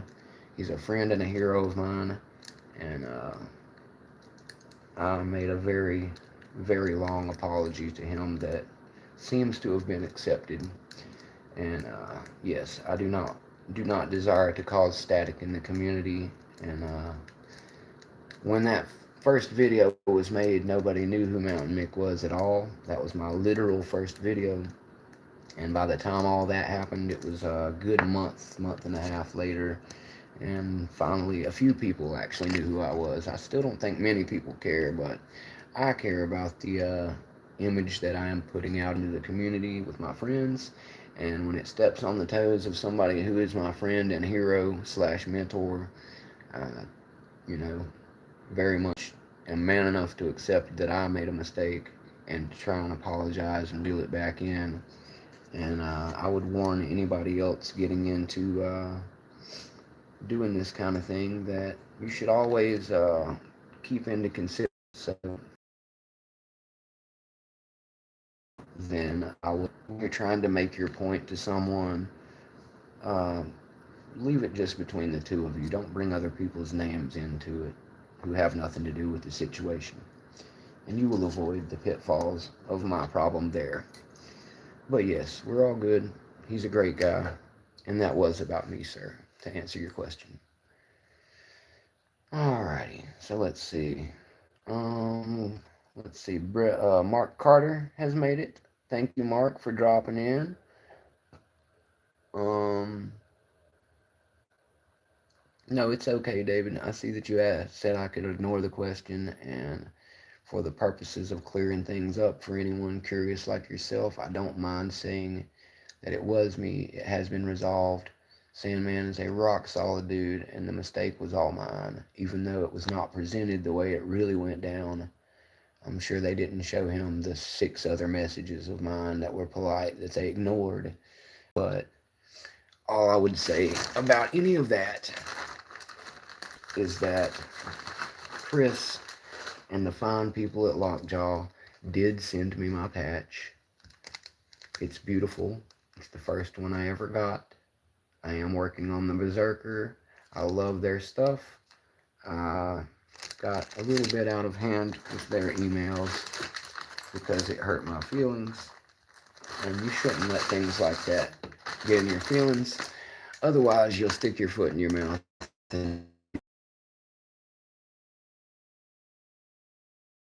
So don't go mad at any of them or anything like that. They're both great guys. And I was just being a little over anxious because I'm a passionate guy. But I made the mistakes. So that's all on me. We will move forward. But let's see. I could enjoy a good massage too, Dean. Maybe a nice night in the hot tub with a little Jameson or Guinness would help too. I don't have all those things at the moment. Barbers are great, but I usually cut my own hair, guys. I've been cutting my own hair since I was about 12 and cutting friends' hair as well. I'm not a professional barber, but I'm pretty damn good with a set of shears, man. So my current haircut needs a quick fade and a lineup, but I do all my own. I've got a really nice set of walls. It's probably the 7th pair I've owned, and only because I use them a lot. Let's see. Spicy says I did the purple assassin one and it's such a high quality patch. Yes, Spicy. That's another reason that, again, I don't wish to cause any issues with the guys at Lockjaw. I absolutely love the art that they do. I think that what they do for this community with those patches is fantastic. And much like my good friend Sandman did point out, um, they are both from Texas. He didn't point that out, but I will. They are local to each other, so they, know each other, and he helps them with stuff from time to time. So that is why they show him so much love. Just to clear that part up, him because he earned all of that, guys.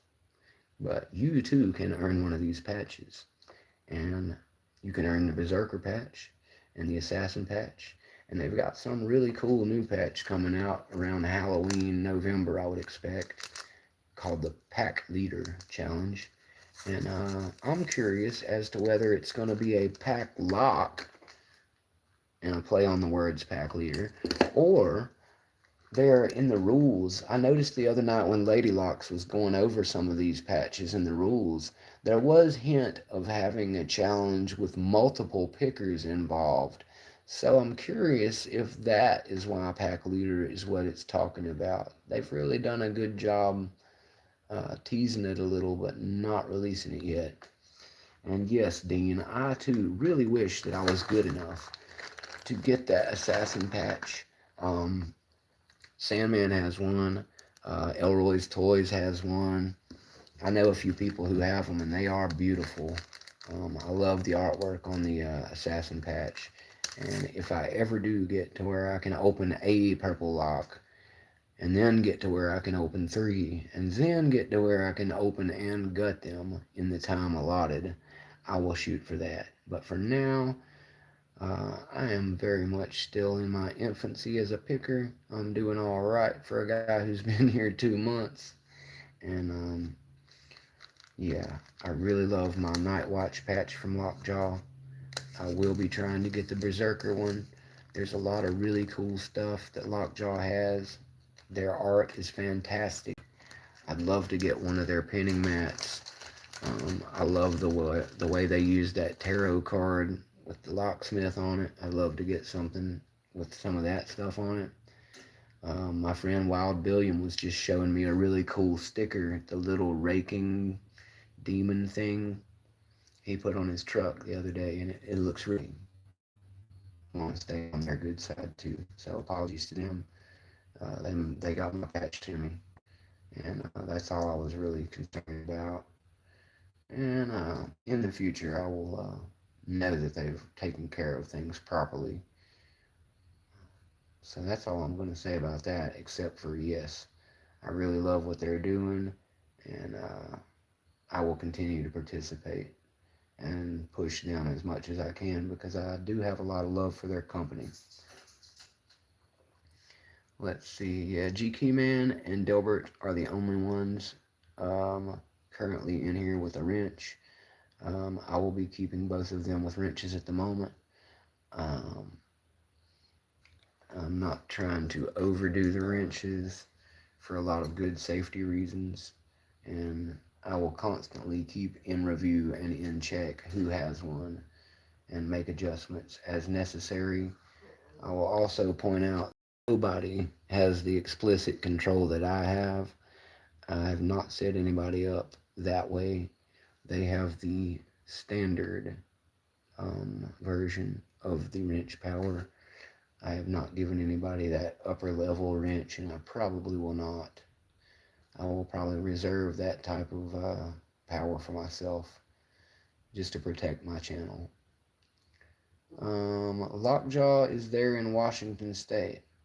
Well, I was not aware of that, Dean. I will tell you, I may be right about them having a Washington one because you told me that they were right down the street from you. But I am pretty sure, I'll check. Let me not show everybody here. Let's see here, Lockjaw.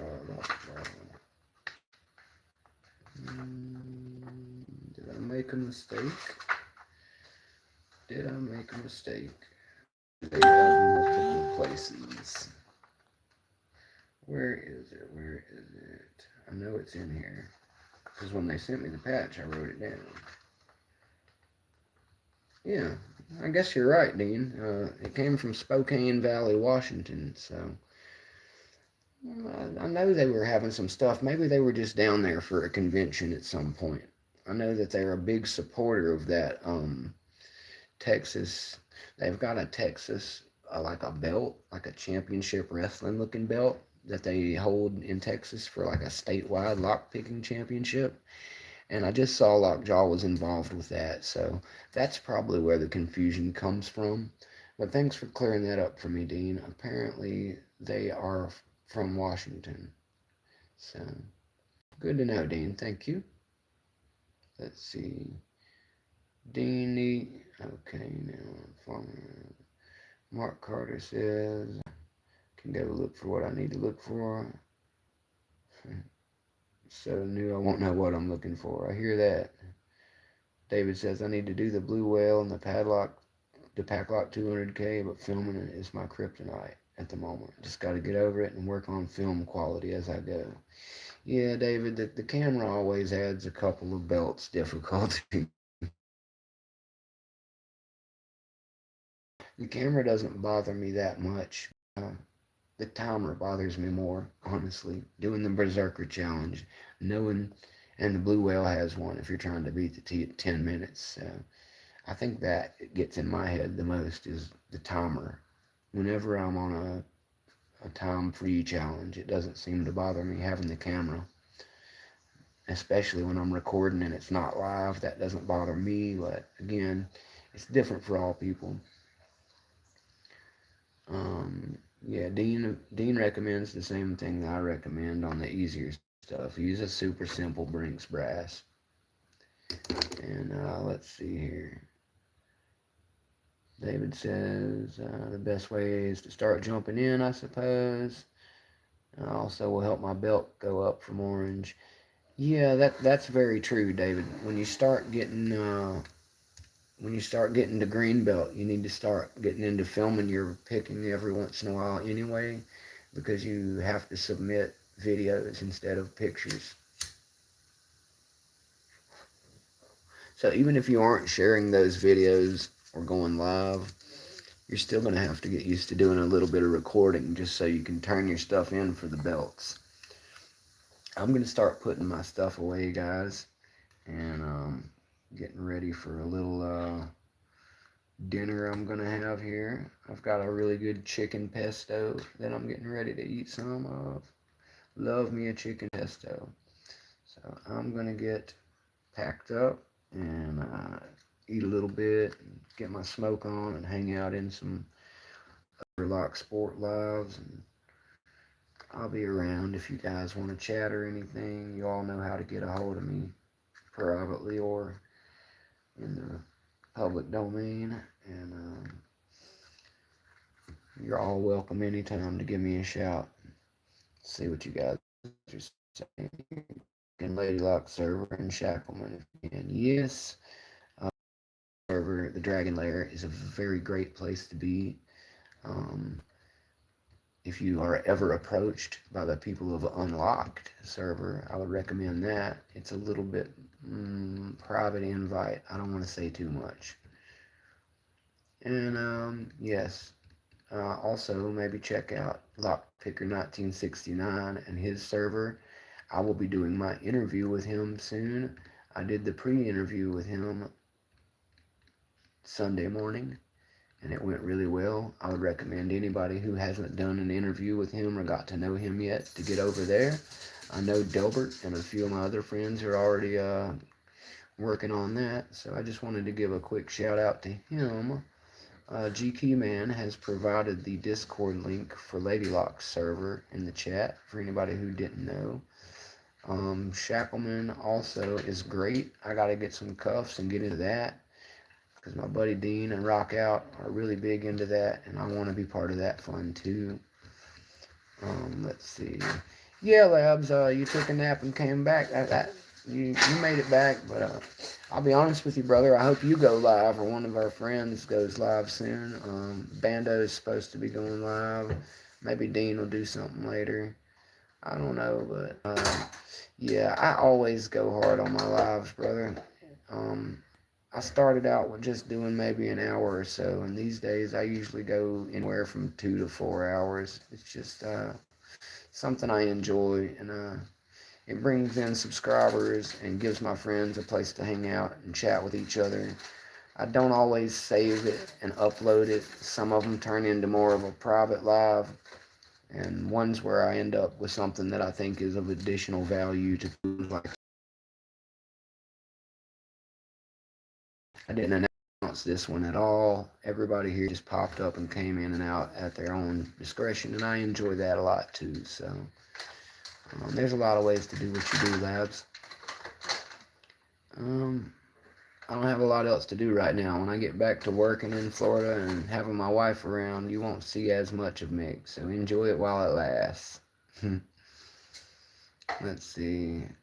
Spicy says, film your entire pick sessions and keep your timers out of view for yourself. Yes, very much so.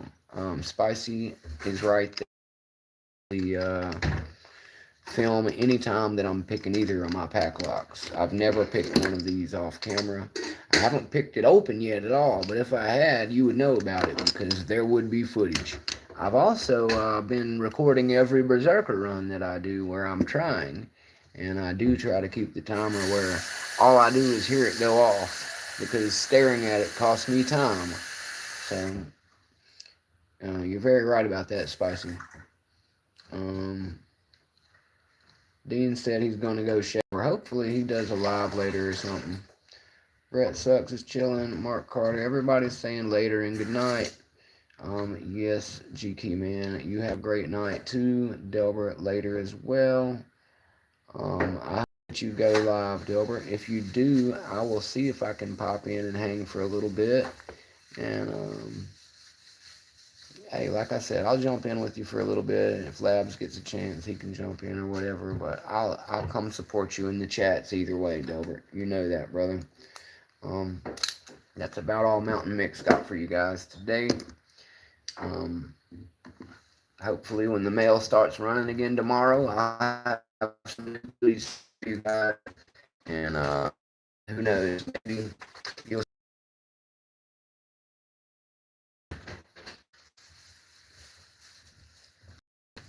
Yeah, exactly, Delbert. Exactly. Small community, large hearts. Exactly, Mark Carter. The Locksport community is full of great people. That's why I insist that everyone network around, make yourself some friends. It really is more fun than you ever thought it could be once you make some friends and start video hanging out, and showing each other your recordings of popping locks, and playing around, sending each other cool stuff in the mail.